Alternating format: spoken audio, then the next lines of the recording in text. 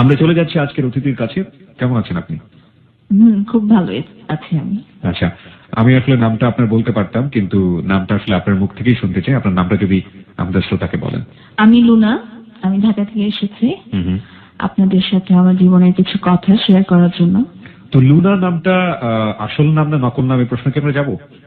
সেটা না হয় বাদ থাকুক। লুনা আজকে আমাদের এখানে অতিথি হয়ে এসছেন, এবং লুনা নাম আসল নাম কিংবা নকল নাম সেটা বিষয় না, বিষয়টা হচ্ছে তার জীবনের সত্য গল্পটা আসলে আমাদেরকে কতটা দিতে পারলো। এখানে অনুষ্ঠান শুরু করার আগে আমরা বেশি কিছু জিনিস একটু জেনে নিই। আপনার বয়সটা যদি আমাদের শ্রোতাদেরকে একটু বলতেন। আমি 33। 33। আপনি বিবাহিত অবিবাহিত? বিবাহিত। বিবাহিত। পেশা জীবনে আপনি এখন কি করছেন কিংবা করেছেন, এরকম যদি কিছু জানাতেন আমাদের। আমি এট প্রেজেন্ট কিছু করছি না, বাট আমি একটা ইউনিভার্সিটির লেকচারার ছিলাম। আসলে আমি অনেকগুলোই জব করেছি আমার পেশা জীবনে। ইংলিশ মিডিয়াম স্কুলেও পড়াতাম, ইউনিভার্সিটিতে পড়াতাম, একটা রিসার্চ ইনস্টিটিউটে আমি একটা রিসার্চার হিসেবে কাজ করতাম। ইনফ্যাক্ট আমি পিএইচডি ফেলো ছিলাম আর কি। আপনি পিএইচডি কমপ্লিট করতে পারেন? না, আমি কমপ্লিট করতে পারিনি। ওকে, আপনি পড়াশোনা করেছেন কোথা থেকে? আমি ঢাকা ইউনিভার্সিটি থেকে। কিসে পড়েছেন? আমি গ্রাজুয়েশন কমপ্লিট করেছি। আপনি ঢাকা ইউনিভার্সিটিতে গ্রাজুয়েশন কমপ্লিট করেছেন। আপনি কোন সাবজেক্টে করেছেন? আমি সাবজেক্টটা বলতে চাচ্ছি না, বাট সায়েন্স ফ্যাকাল্টি থেকে। আমি মানে ঢাকা ইউনিভার্সিটিতে যতগুলো টপ সাবজেক্ট আছে তার মধ্যে অন্যতম একটা সাবজেক্ট থেকে সায়েন্স ব্যাকগ্রাউন্ড। ওকে, বুঝতেই পারছেন যে কত হাই প্রোফাইল একজন মানুষকে আমরা আজকে পেয়েছি আমাদের অনুষ্ঠানে, যিনি তার জীবনের গল্প বলবেন। আর আপনি বলছিলেন যে আপনি কিছু কিছু জিনিস গোপন করতে চান। সেটা হচ্ছে যে আপনি যে রিসার্চের কথা বললেন বা যেসব ইনস্টিটিউশনে আপনি কাজ করার কথা বললেন, এগুলো কি আপনি গোপন করতে চান? যাদের নামগুলো কি গোপন করতে চান? আমি হয়তোবা নামটা এক্সাক্ট স্পেসিফিক নামটা বলবো না, বাট যখন বলবো আমি হয়তো বলবো যে ইউনিভার্সিটিতে পড়াতাম, যেতাম, সেটা বলবো। একটা প্রাইভেট ইউনিভার্সিটি? হ্যাঁ, একটা প্রাইভেট ইউনিভার্সিটিতে। নামটা বলবো না আমি। আচ্ছা, এবং তিনি কেন গোপন করতে চাচ্ছেন সেই বিষয়টা আমরা অনুষ্ঠানের গল্পে মনোযোগী হলেই বুঝতে পারবো যে আসলে তিনি কেন গোপন করতে চাচ্ছেন। অবশ্যই তাকে সাধুবাদ জানাতে চাই যে তিনি এমন একটি জায়গা থেকে আমাদের এখানে এসেছেন তার জীবনের গল্প বলার জন্য, শত প্রতিকূলতা মাথায় নিয়ে। সেই জায়গাটা থেকে অবশ্যই তাকে আমাদের সাধুবাদ জানাতেই হবে। চলুন আমরা আপনার জীবনের গল্পে চলে যাই। এবং কোথা থেকে আপনি আসলে শুরু করতে চান? আমি আসলে আমার ছেলেবেলা থেকেই গল্পটা শুরু করতে চাই, কারণ আমার ছেলেবেলাতে আমার জীবনটা কিভাবে কেটেছে সেটা না জানলে লিসেনাররা বুঝতে পারবে না যে আমি জীবনে কোন স্টেজ থেকে কোথায় এসে পড়েছে, আমার জীবনটা কিভাবে টার্ন করেছে। একটা মধ্যবিত্ত পরিবারের মেয়ে, আমরা 2 বোন 2 ভাই ছিলাম। আমার বাবা ব্যবসা করতেন, মা হাউসওয়াইফ ছিলেন। আমাদের 4 ভাই বোনকে আমার বাবা একটা কথাই বলতেন যে আমি তোমাদের জন্য কিছু রেখে যেতে পারবো না। 4টা ছেলে মেয়েকে আমি খুব এডুকেটেড করে রেখে যেতে চাই। ইনফ্যাক্ট আমার বড় বোন একটা ইউনিভার্সিটি লেকচারার, এখনো কাজ করছে। আর আমার বড় বোন, তারপর আমি, তারপর আমার ভাই, 2 ভাই। আমার ইমিডিয়েট ছোট ভাইটা এমবিএ কমপ্লিট করে এখন জব খুঁজছে, তার ছোট ভাইটা পড়ছে কলেজে। চমৎকার একটি ফ্যামিলি। জি, আমার ছেলেবেলাটা খুব সাধারণ ছিল। আমি একটু গুডি গার্ল ছিলাম, মানে একটু শান্ত স্বভাবের, বাবা মার কথা শুনতাম। মানে টাইমটা আমার জীবনটা ছিল এরকম রুটিন ওয়াইজ। সকালে স্কুলে যেতাম, স্কুল থেকে ফিরতাম, তারপর পড়তে বসতাম, ভাত খেতাম, এই। টিভিও খুব একটা দেখতাম না, মানে এরকম একটা ছিলাম আমি। অলসো ক্লাস 1 থেকে ক্লাস 10 পর্যন্ত ফার্স্ট গার্ল ছিলাম। আমাকে বিট করার মতো কেউ ছিল না। আমাদের স্কুলটা ছিল আমাদের ওদিকে, আমাদের বাসার কাছাকাছি, খুব পরিচিত একটা মুখ ছিলাম আমি। যেমন এলাকায়, হ্যাঁ, মেধার জন্য, বিকজ আমি অনেকগুলো অ্যাওয়ার্ড পেতাম। আসলে দেখা যেত প্রত্যেকটা পরীক্ষার পরে। সবচেয়ে বড় কথা, আমি ক্লাস 5-এ যে আগে তো প্রাইমারি স্কলারশিপ আলাদা পরীক্ষা হতো, ওটাতে আমি টার্নফুলের বৃত্তি পাওয়া। তারপরে ক্লাস 8-এ যেটা জুনিয়র বৃত্তি, সেটাতে আমি টোটাল ঢাকা বোর্ডে ফার্স্ট হয়েছিলাম। এই জন্য আমাকে টিভিতে ইন্টারভিউ নেওয়া হয়েছিল। টিভিতে একটা প্রোগ্রাম হতো ছোটদের, বাচ্চাদের, তো কিশোর কিশোরীদের। তো ওইখানে আমার একটা প্রোগ্রামও হয়েছিল, আমার ইন্টারভিউ নেওয়া হয়েছিল। তারপর এলাকা থেকে সম্বর্ধনা যেটাকে বলে সেটা দেওয়া হয়েছিল, অনেক কিছুই। তখন বুয়েটের ভিসি ছিলেন ডক্টর শাহজাহান, উনি আমাকে প্রাইজ দিয়েছেন, ওনার হাত থেকে আমি প্রাইজ পেয়েছি। তা আমার বাবা খুব প্রাইজ করতেন আমাকে নিয়ে, খুব। সব ভাই বোনদের মধ্যে আমি ছিলাম খুব আদরের। আমি একটা কাশি দিলে আমার বাবার মনে হয় বুকে গিয়ে লাগতো, যে না জানি কি হয়ে গিয়েছে। জি, আমার বাবা বেঁচে আছে এবং আমার জন্য এখন কষ্ট পাচ্ছেন উনি। ওকে, যাই আমরা ধীরে ধীরে যাই। আগে বরং আমরা বলতে চাই না যে আসলে কষ্ট না আনন্দ কি পাবে আমাদের স্টোরি শুনে। চলুন, আপনি যে জায়গাটা বলছিলেন।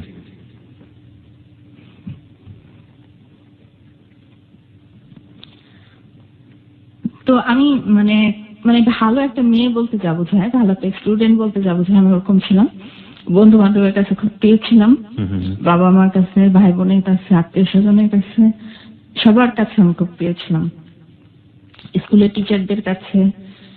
তো সবাই বলতো কি এই মেয়েটা জীবনে অনেক কিছু করবে, খুব উঁচুতে উঠবে।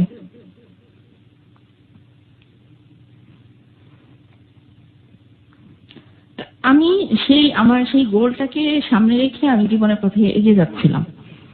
তো ক্লাস 8 গেল, ক্লাস 9 গেল, ক্লাস 10 উঠলাম। এখন দেখতাম যে বন্ধু বান্ধবীরা, মানে যেটা হয় নর্মালি একটা অ্যাডোলেসেন্ট পিরিয়ডে, মেয়েরা ছেলেদের ব্যাপারে একটু আগ্রহী হয়, ছেলেরা মেয়েদের ব্যাপারে আগ্রহী হয়। তো বান্ধবীরা খুব গল্প করতো যে ওই ছেলেটা আমাকে প্রপোজ করেছে বা চিঠি দিয়েছে বা এই করেছে। তা আমি এই ব্যাপারগুলো অ্যাভয়েড করতাম, কারণ কি আমার মনে হতো যে আমার জীবনে আমাকে পড়াশোনা করে আগাতে হবে, এগুলো করলে আমার পড়াশোনা হ্যাম্পার হবে, আমি ওগুলোতে যাবো না। তো আমার বান্ধবীর এক চাচার বিয়ে হচ্ছে, তা আমাদের সবাইকে দাওয়াত দিয়েছে। তো হলুদে গেলাম, শাড়ি টাড়ি পরে, তখন তো কিশোরী বয়স। তো ওর মধ্যে আমার বান্ধবীর এক চাচা পরে আর কি আমাকে বলে না, আমার বান্ধবীকে বলে যে তোমার বান্ধবীকে আমার খুব ভালো লেগেছে, তা আমি তাকে প্রপোজ করতে চাই। বান্ধবীর চাচা বান্ধবীর চাচা এই বলতে, সেও তখন কিন্তু ইন্টার পড়ছে। ওকে, অল্প বয়সী চাচা হয়ে গিয়েছে আর কি। অল্প বয়সী চাচা আজকাল হয় অনেকেই অল্প বয়সী চাচা হয়ে দাদুও হয়ে যায়। দূর সম্পর্কের চাচা, আপন চাচা না, দূর সম্পর্কের চাচা। তারপরে আমার বান্ধবী স্কুলে এসে আমাকে বলছে তোকে তো এরকম বলতে চাচ্ছে, তো তুই কি বলিস? এক বাক্যে আমি না করে দিলাম যে না, আমার পক্ষে এটা সম্ভব না, না করে দিও। চাচুর সাথে প্রেম করা কোনোভাবে সম্ভব? চাচু না, ইনফ্যাক্ট কোনো ছেলের সাথে সেই মোমেন্টে আমি প্রেম করতাম না। ওকে, যাই হোক, প্রেম করা সম্ভব ছিল না আমার পক্ষে। তো তারপরে দেখা গেল ও মানে ওই ছেলেটা প্রায় আমার বান্ধবীকে ফোন দিত, ফোন করে বলতো যে ওর নাম্বারটা দাও। তা আমি সবসময় স্কুলে এসে আমার বান্ধবী যখন আমি বলতাম যে এইসব আমাকে বলবা না প্লিজ, আমি আমার মনটাকে ডাইভার্ট করতে চাই না, আমি পড়াশোনা নিয়ে থাকতে চাই। কারণ তখন কিছুদিন পরে আমার টেস্ট পরীক্ষা, ম্যাট্রিক পরীক্ষা, আমাকে পরীক্ষা দিতে হবে। একদিন ওই ছেলেটা আমাকে একটা চিঠি লিখলো, যেটা আমার বান্ধবীর হাতে দিয়েছে, আমার বান্ধবী আমাকে দিয়েছে। চিঠিটা তেমন কিছু লেখা ছিল না, বাট চিঠিটা কেন যেন আমাকে খুব স্পর্শ করলো, মানে পড়ার পরে আমার খুব খারাপ লাগতে থাকলো। তো মনে হলো যে দেখি না একটু কথা বলে। মানে কি ছিল চিঠির মধ্যে খারাপ লাগার ব্যাপারে একটু জানতে চাই। মানে ও খুব উদাস করা কিছু কথা লিখেছিল, যে তুমি আমার সাথে কথা বলতে চাও না, কোনো সম্পর্ক করতে চাও না, তা আমার খুব খারাপ লাগছে। ওর তখন ইন্টার টেস্ট চলছে, আমার পড়াশোনায় মন বসে না, মনে হয় আমি পরীক্ষায় খুব খারাপ করবো। তুমি তো খুব ভালো ছাত্রী, তুমি তো ভালো রেজাল্ট করবা, কিন্তু আমি খুব ডাব্বা মারবো। তো আমার খুব খারাপ লাগলো। খারাপ লাগার পরে তা আমি ভাবলাম থাক না, দেখি না একবার কথা বলে। তো তারপর আমার বান্ধবীর বাসায় গেলাম, ওদের বাসায় গিয়ে যাওয়ার পরে ওই ছেলেটা ফোন করেছে, কথা বললাম। কথা বলার পরে বললো যে তুমি যদি না চাও আমি তোমাকে জোর করবো না, বাট আমার খুব কষ্ট হবে, আমার খুব খারাপ লাগবে তোমার জন্য।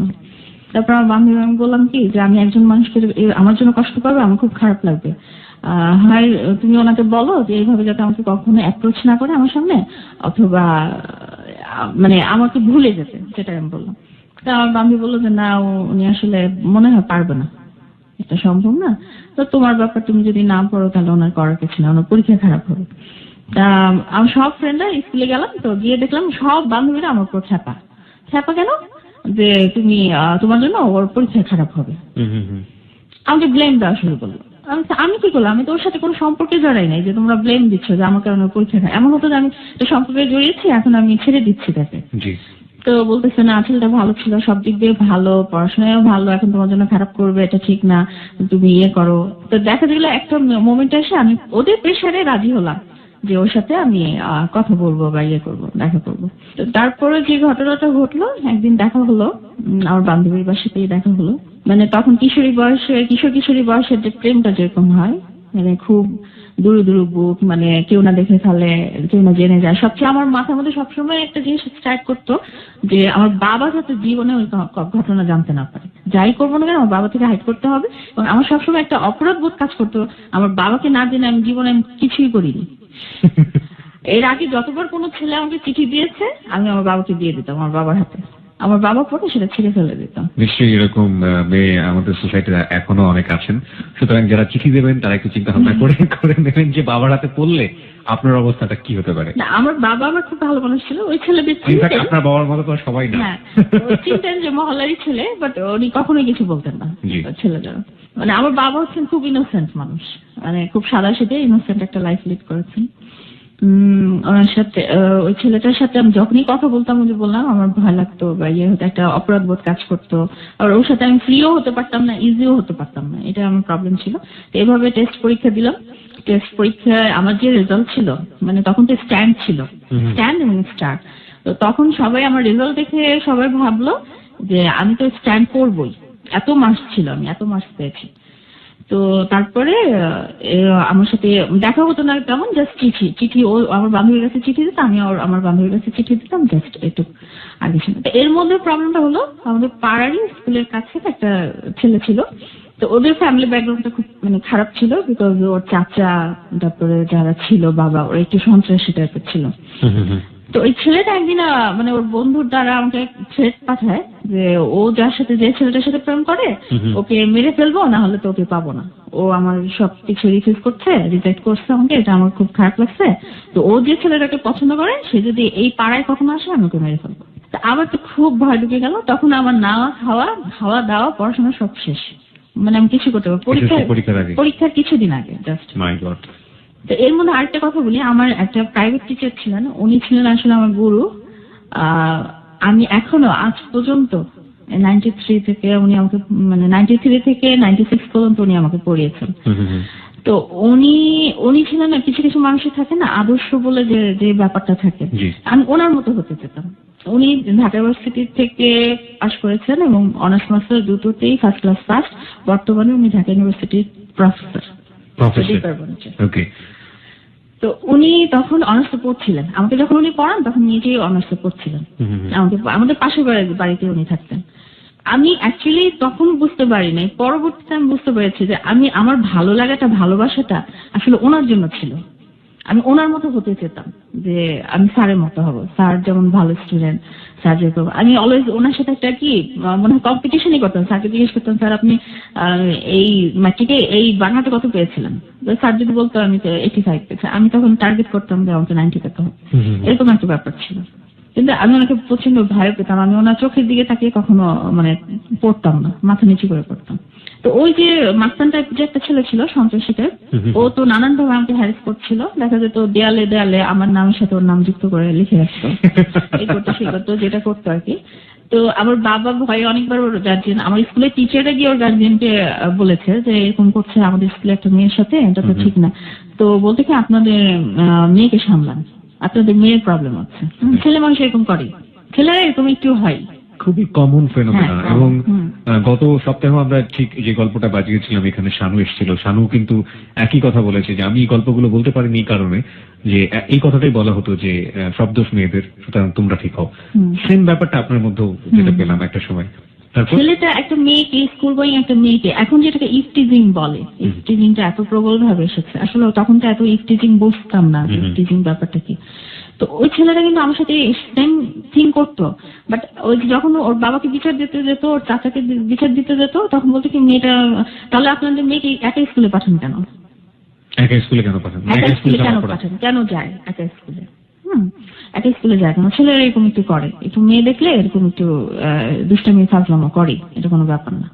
তো এরকম স্কুলের টিচাররা পর্যন্ত জানতেন যে এরকম। তো দেখা গেল তখন আমাদের টেস্ট পরীক্ষার পরে কোচিং হচ্ছিল, আমি কোচিং এ যাওয়া বন্ধ করে দিলাম। আমার টিচার, আমার স্কুলের প্রিন্সিপাল, উনি বললেন যে ঠিক আছে, তুমি যদি স্কুলে আসতে সমস্যা তুমি এসো না, বাসায় গিয়ে তোমার স্যার গিয়ে পড়ায় আসবে, স্কুলের কোন টিচার তোমার লাগবে, বাসায় গিয়ে তোমাকে পড়ায় আসবে। তো তখন তো আমি মেন্টালি খুব ডিপ্রেস থাকতাম যে কেন এরকম হচ্ছে, কেন এরকম হবে। হ্যাঁ, এই কারণে আমি খুব ডিপ্রেস ছিলাম। তো যেটার রেজাল্ট আলটিমেটলি আমি পেলাম আমার পরীক্ষার পরে। আমি অনলি 9 মার্কসের জন্য আমি স্ট্যান্ডটা করতে পারিনি, স্ট্যান্ড করতে পারিনি। এবং বাংলাতে আমি 9 কম পেয়েছিলাম, অন্য সাবজেক্টে সবগুলোতে ঠিক ছিল।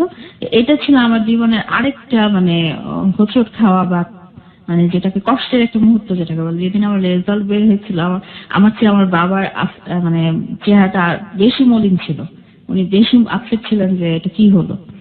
তো আমাকে কেউ বাসা থেকে কেউ কিছু বলেনি, স্কুলের টিচাররাও কেউ কিছু বলেনি, বাট আমি ভেতরে ভেতরে খুব কষ্ট পেয়েছি। সায়েন্সের ছিলেন তো আপনি, রাইট? জি। কত মার্কস পেয়েছিলেন মনে আছে? এই মুহূর্তে মনে হয় 869। এটা আমি এই জন্য জিজ্ঞেস করছি যে স্টার মার্কস বা স্ট্যান্ড করার ব্যাপারটা আসলে আমিও পেয়েছিলাম, লাস্ট ব্যাচ ছিল, আচ্ছা, আচ্ছা। এবং ওটাই বলছিলাম যে আসলে স্টার মার্কস 800 850 পার হয়ে যাওয়ার পর অনেকে স্ট্যান্ড করতে পারে না সায়েন্স থেকে, সেই জন্য জিজ্ঞেস করছিলাম আর কি। আমাদের মনে হয় 9 অথবা 11 মার্কসের জন্য আমি লাস্ট স্ট্যান্ড থেকে দূরে ছিলাম। আমার ইন্টারে হয়নি, আমার 4 মার্কসের জন্য হয়নি। আচ্ছা, তারপরে যে ঘটনাটা ঘটলো তারপরে তো কলেজে ভর্তি হওয়ার ব্যাপার। এর মধ্যে ওই যে ছেলেটার সাথে আমার মানে ইয়ে হলো, আমার বান্ধবীর চাচা, তো ওর সাথে আমার দেখা সাক্ষাৎ খুব কমে গেল। আমার মানে নিজেকে মনে হচ্ছিল কি যে আমার মনে হয় আমার এই সম্পর্কটার কারণে বা আদার্স যে আমার লাইফে ঘটে গেল ঘটনাগুলো, এই কারণে হয়তো আমার ইয়ে হয়েছে। তা আমি আবার নতুন উদ্যমে শুরু করলাম। তো আমি হলি ক্রসে ভর্তি হলাম। তো ওই ছেলেটার বাসা আবার ছিল হলি ক্রস কলেজের থেকে খুব একটা দূরে না। তো সপ্তাহে একদিন আসতো, জাস্ট ও আমাদের কলেজের, আমি গেটের এই মাথায় থাকতাম আর ও কলেজের গেটের ওই মাথায় থাকতো, ওই পারে থাকতো, জাস্ট এক ঝলক দেখে চলে যেত, আর অন্য কিছু নেই। আমি বুঝতে পারতাম এই সম্পর্কটা যে বেশি দূর এগোবে না, আর আমারও ওর প্রতি যে খুব একটা ইয়ে ছিল তা না, জাস্ট ওই যে বললো না বন্ধুদের কথা রক্ষার জন্য ছেলেটা রেজাল্ট খারাপ করবে। তো আলটিমেটলি তাই হলো, ছেলেটা ইন্টার পরীক্ষা দিল, আমার ম্যাট্রিক পরীক্ষা হলো, ওর ইন্টার পরীক্ষা হলো। তো ইন্টার পরীক্ষায় ও সেকেন্ড ডিভিশন পেল, যেটা আনএক্সপেক্টেবল আর কি ওর জন্য। তো তারপরে আলটিমেটলি ওর সাথে আমার বেশি দিন সম্পর্কটা থেকে নাই। ইন্টার পরীক্ষার পরেই আসলে আমি মানে ফাইনালি ওকে বলে দেই যে আমি এটা মানে ক্যারি করতে চাচ্ছি না এই রিলেশনটা।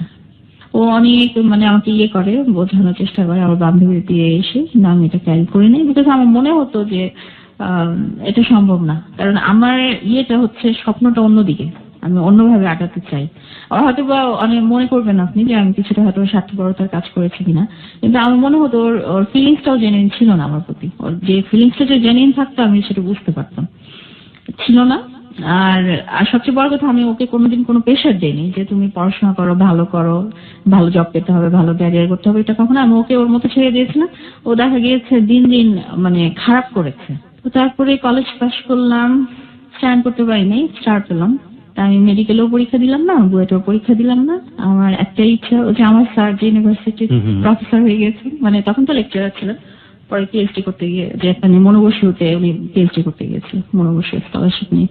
তো আমার মনে হচ্ছিল যে আমার স্যার তো ইউনিভার্সিটি থেকে ফার্স্ট ক্লাস ফার্স্ট, আমাকে ওরকম ইউনিভার্সিটির কোনো সাবজেক্টে ভর্তি হতে হবে আমাকে।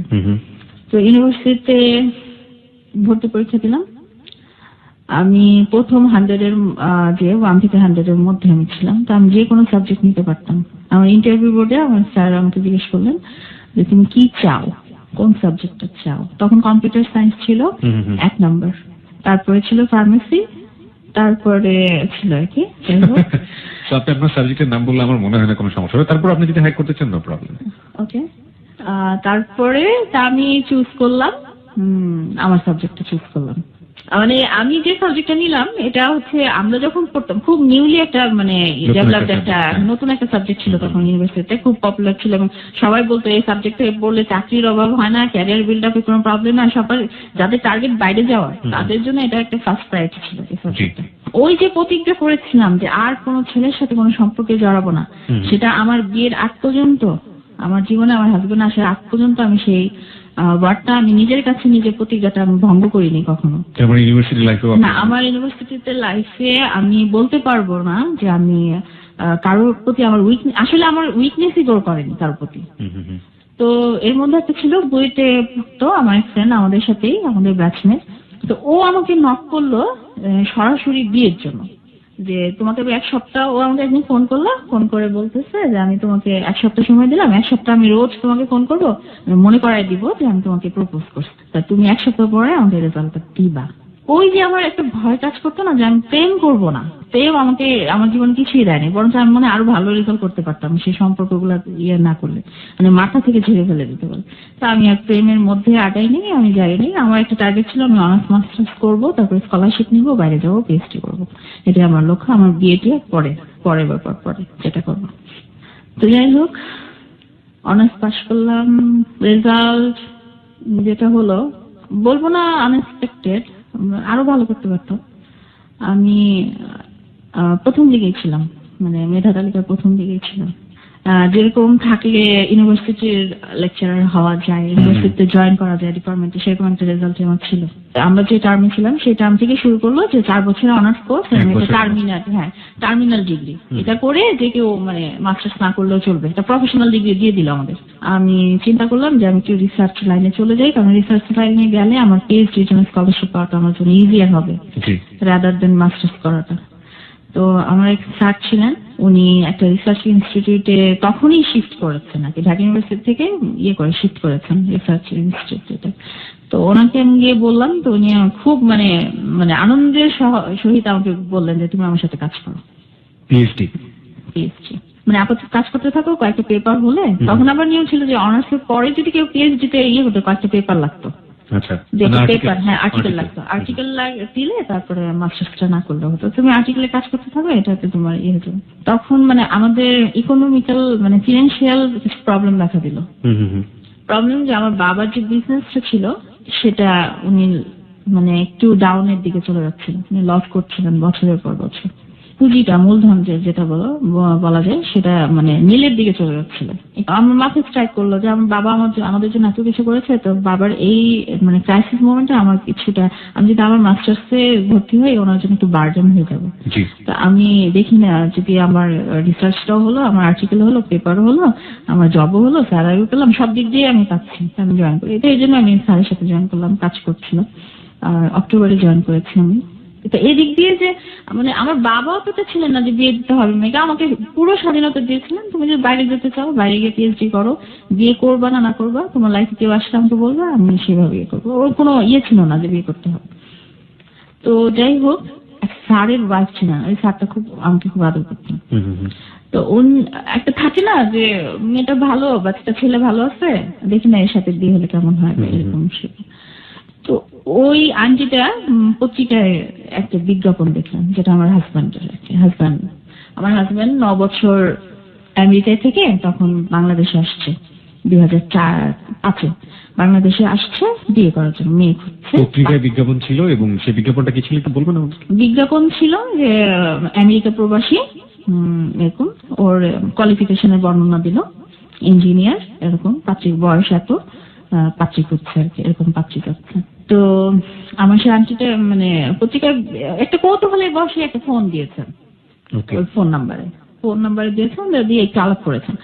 তো আসলে কি কোইন্সিডেন্টলি দেখা গেল আমার ওই আন্টিটা যে গ্রামের, যে জায়গায় ওর বোনের শ্বশুর বাড়ি, আমার হাজবেন্ডের বোনের শ্বশুর বাড়িটা সেম জায়গায়, একই গ্রামের এবং পাশাপাশি বাড়ি। তো ওই ইয়েতে না আন্টি অনেক কথা বলে ফেলেছেন, ওই পরিচিত হয়ে গেছে, ও বর্ণনা দিচ্ছে অমুককে চেনেন কিনা, ও বলতেছে হ্যাঁ চিনি, এরকম করতে করতে দেখা গেছে আন্টির সাথে অনেক কথা বলছে। আর আমার হাজবেন্ড হচ্ছে খুব মানে কি বলবো, ওর কনভিন্সিং পাওয়ার খুব বেশি, ও মানুষকে খুব সহজে ইয়ে করতে পারে, কনভিন্স করতে পারে, খুব কথা বলে, প্রচুর কথা বলতে পারে, সে একটানা কথা বলতে পারে সে। তো খুব কথা বললো, তো আন্টি খুব ইমপ্রেস হয়ে গেলেন, ছেলে তোমার তো ভালো, আমেরিকা থেকে আসছে, কোনো মানে প্রাইড নাই, কিছু নাই, এত ভালো শিক্ষিত একটা ছেলে, কোনো ইয়ে নাই, এত সুন্দর করে কথা বলে। তো এই ছেলেকে বললেন কি, তুমি আমার মেয়ের অফিসে আসো, আমি যাকে বিয়ে দিতে চাই তার বায়োডাটা আমি তোমাকে দিব। আমি কিন্তু এদিক দিয়ে কিছুই জানি না যে আমার বায়োডাটা দেওয়া হচ্ছে, ইনফ্যাক্ট তখন আমি অফিসে আমি কাজ করছি। ও গেল, যাওয়ার পর আমার বায়োডাটাটা নিল, আমার ছবি নিল, এবং ওর বায়োডাটা ছবি দেয় নাই, বায়োডাটাটা দিয়ে গিয়েছে। দিয়ে যাওয়ার পরে আন্টিকে বলেছে যে আমি একটু মেয়েটার সাথে কথা বলতে চাই, তো বায়োডাটাতে তো নাম্বার হয়তো বা ছিল না, হয়তো আন্টি দিয়েছেন, আমার তখন মোবাইল ছিল আর কি, তো আমার সেল ফোন নাম্বারটা ও কালেক্ট করে এভাবে। তো আন্টিকে বলে আমি কিন্তু আপনার ভাতিজিরে ফোন দিব। তো আন্টি হেসে বলতে হ্যাঁ দিয়ে অসুবিধা হয়, কথা বলো। তো আমি অফিস থেকে বাসায় আসার সাথে সাথে দেখলাম মোবাইল নাম্বার একটা ফোন। তো দেখি আমার হাজব্যান্ড, তখন তো হাজব্যান্ড হয়নি, হবু হাজব্যান্ড আর কি। তো কথা বলছে যে আপনি আমার নাম ধরে বল, আপনি অমুক বলছেন, যে বলছি যে আপনার বায়োডাটা আমার কাছে আছে। আমার বায়োডাটা আপনার কাছে কিভাবে? আপনার ওই আন্টিটা দিয়েছে। আচ্ছা দিয়েছে, কেন, কি ব্যাপার? তো ওর বৃত্তান্ত আমাকে বললো, আমি এত বছর আমেরিকায় ছিলাম, এই করেছি সেই করেছি। আমি করতো, আপনাকে কি বলেছিল? ও আমাকে বলছিল ও গ্রাজুয়েশন করেছে আমেরিকা থেকে। ও দীর্ঘ 9 বছর ধরে আমেরিকায় আছে, ওখানে গ্রাজুয়েশন কমপ্লিট করেছে এবং এখন একটা ভালো একটা ফার্মাসিউটিক্যালে জব করছে। ও গ্রিন কার্ড কখনো পায়নি আসলে, না গ্রিন কার্ড পেয়েছে, গ্রিন কার্ড পেয়ে গিয়েছে। গ্রিন কার্ড পেয়েই ও বাংলাদেশে এসছে, কারণ গ্রিন কার্ড পাওয়ার আগে যদি ও আসতো তাহলে কিন্তু ব্যাক করা যায় না। ওকে। গ্রিন কার্ড পাওয়ার পরে ও বাংলাদেশে এসছে, আসার পরে 9 বছর ওয়েট করেছে ও গ্রিন কার্ড পাওয়ার জন্য। ওর তো এই 9 বছর 8 বছরের লাইফ আমার কাছে টোটালি আননোন, আমি তো কিছুই জানি না ও কি করেছে আমেরিকায়। ও যা বলেছে সেটাই আমি শুনে বাস আমি ফোন রাখলাম, তো ভাবতে লাগলাম। তো আন্টি এর মধ্যে আমাকে ফোন দিল, ফোন দিয়ে বললো ও কি ফোন দিয়েছিল? হ্যাঁ দিয়েছিল, কেমন লাগলো? কথা তো খুব ভালো বলে, তো দেখা যাক, আমি অতটা না। তারপর তো এদিকে আমি অন্য জবের জন্য কিন্তু ট্রাই করছিলাম, মানে অন্য মানে তখন কিন্তু আমি পার্ট টাইম জব করতাম, একটা প্রাইভেট ইউনিভার্সিটিতে পড়াতাম। ও দেখা যায় সকালে ক্লাস নিতাম 8টা থেকে 10টা ক্লাস নিয়ে তারপরে আমার ওই রিসার্চে চলে যেতাম ওই ইনস্টিটিউটটাতে, ওটাতে গিয়ে কাজ করতাম। দেখা যেত অনেক মানে কষ্টের একটা কাজ ছিল, রিসার্চের ব্যাপার তো 7টা 8টা বেঁচে যেত, বাসায় আসতাম টায়ার্ড থাকতাম খুব। তো করতাম আমি একটা ফুল টাইম মানে ইউনিভার্সিটিতে পড়াবো এরকম একটা জব করছি। আমাদের সাবজেক্টটা আবার বেশিরভাগ ইউনিভার্সিটিতেই এখনো খোলা হয়নি, মানে অতটা পপুলার না। প্রাইভেট ইউনিভার্সিটিতে আসলে এটা নাই, বিকজ যে এখানে ল্যাব ফ্যাসিলিটিস অনেক বেশি দিতে হয়, যেটা আসলে দেওয়াটা সম্ভব হয় না প্রাইভেট ইউনিভার্সিটির ক্ষেত্রে। তখনই আমার ডিপার্টমেন্টের এক স্যার এই একটা প্রাইভেট ইউনিভার্সিটিতে ওনাকে নিয়ে যায় সাবজেক্টটা জাস্ট ওপেন করার জন্য, এস্টাবলিশ করার জন্য। তো ওনাকে গিয়ে বলার সাথে সাথেই আমরা 8 জন ইন্টারভিউ দেই, 8 জনের মধ্যে আমাকে উনি নেন সিলেক্ট করেন। তো ফুল টাইম লেকচারার হিসেবে আমি তখন মানে এটা বিয়ের ঠিক 1 মাস আগে আমার কথাবার্তা হচ্ছে যে আমি ফুল টাইম হিসেবে ওই ইউনিভার্সিটিতে জয়েন করব। আর এই জবগুলো আমি আমার রিসার্চ ইনস্টিটিউটে যে স্যার ছিল আমি ওনাকে বলে দিচ্ছি যে স্যার আমি এরকম জব পেয়েছি, এটা আমি ছেড়ে দিতে পারি। আর আরেকটা ইউনিভার্সিটি যে পার্ট টাইম লেকচারার হিসেবে কাজ করতাম ওটা অলরেডি ছেড়ে দিয়েছিলাম আমি। তো তখন তো ওর সাথে আমার পরিচয় হলো, পরিচয় হওয়ার পরে তো ও দেখলাম মানে খুব আগ্রহ আমাকে দেখার। তা আমি বললাম আপনি তো আমাকে আপনার বায়োডাটার সাথে ছবি ছিল, আপনি তো ছবি দেখেছেন, এরপরে আপনি কি না বলতেছে যে আপনাকে আমি মানে দেখতে চাই। তো আপনি তো অফিসে আছেন, তখন অলরেডি তখনও কিন্তু আমি রিসার্চ ইনস্টিটিউটে অর্গানাইজেশনে কাজ করছি। তো বলছে যে আপনার অফিসে আমি চলে আসি, আপনার অফিসে আপনি কালকে আগামীকাল সকালে তো আপনি যাচ্ছেন, তো আমি সকাল চলে। আমি তখন বলছি যে না, আমি যদি আপনার সাথে দেখা করি তাহলে আমার ফ্যামিলি মেম্বারদের সাথে নিয়ে আমি দেখা করবো। আপনার ফ্যামিলি মেম্বার আসবে, আমার ফ্যামিলি মেম্বার যাবে, তারপর 2 ফ্যামিলির সাথে কথাবার্তা হয়, তারপর যদি কিছু হয় তাহলে দেখা করবে। তো আমার একটা ছিল, একটা ইন্টেনশন ছিল যে যদি কোনো বাইরের ছেলে মানে আমার লাইফে আসে, মানে প্রবাসী কেউ, তাহলে আমার জন্য একটা হবে কি যে আমি ওই যে স্বপ্নটা ছিল আমার বাইরে গিয়ে পিএইচডি করার, এটা একটু ফুলফিল হবে। সুতরাং একটা সফট কর্নার আপনার কাছে একটা সফট কর্নার ছিল। তো 11টার সময় আমাকে আবার ফোন দিল, তা আমি একটু ডিস্টার্ব ফিল হলাম। তা আমি তাকে বললাম যে আপনি ফোন দিলেন কেন? তো বলতেছে যে আপনার সাথে আমি দেখা করতে চাই, তা আমি চলে আসবো আপনার অফিসে। আমি বলছি না, এটা করবেন না কখনো, কারণ আমি খুব ভালো মেয়ে হিসেবে সবাই জানে, আমাকে কখনো কেউ দেখা করতে আমার সাথে আসে না। ইভেন আমার কোনো বয়ফ্রেন্ড নেই যে আমাকে দেখা করতে আসে, আপনি আসবেন না। তখন বলতেছে যে না, তোমার সাথে তো আমার প্রথমে তুমি বলা শুরু করলো আমাকে, হ্যাঁ তুমি একদম সে ওভার কনফিডেন্ট যে সে মানে আমাকে বলতেছে, আমি বললাম যে আপনার ছবি তো আমি দেখি না, আপনাকে আমার পছন্দ না হতে বলতে। সে বলতেছে যে আমাকে তোমার পছন্দ হবেই, নো ডাউট। কখনো কখনো এই কনফিডেন্টটা মেয়েদের মনে স্পেশালি হয়তো আলাদা কোনো জায়গা তৈরি করে নেয়, হয়তো বা। ওকে, তারপর কি হলো 11টার পর? This track was downloaded from fusionbd.com. তারপরে 11টার সময় সে আমাকে ফোন দিয়ে বললো আমি কিন্তু চলে আসবো। আমি তখন বললাম যে না, এটা আমি তো দেখা করবো না। তো লাঞ্চ ব্রেক 1টার সময় হয়, 1টার সময় আমার মোবাইলে সে ফোন করে বললো কি তুমি তো নিচে নামবা, আমি নিচে দাঁড়িয়ে আছি।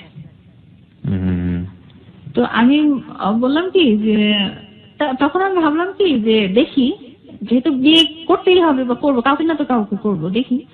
তা আমি নিচে নামলাম। তো সে আমাকে বললো কি যে চলো কোথাও, তুমি তো লাঞ্চ করো নাই। চিনতে পারলেন কিভাবে? চিনতে পারলাম বিকজ ওর অ্যাটিচিউডটাই এরকম ছিল, আর লাঞ্চ টাইমে তো মোটামুটি ফাঁকা ছিল, মানে লবিটা ফাঁকা ছিল। তো ওকে আমি বুঝতে পারছি, ফোনটা ছিল কথা বলার ভঙ্গিতে আমি বুঝতে পারছি, এবং ও আমাকে চিনতে পেরেছে। আমি যে সিঁড়িতে নামছিলাম তখনই ও বুঝতে পেরেছে যেটা আমি।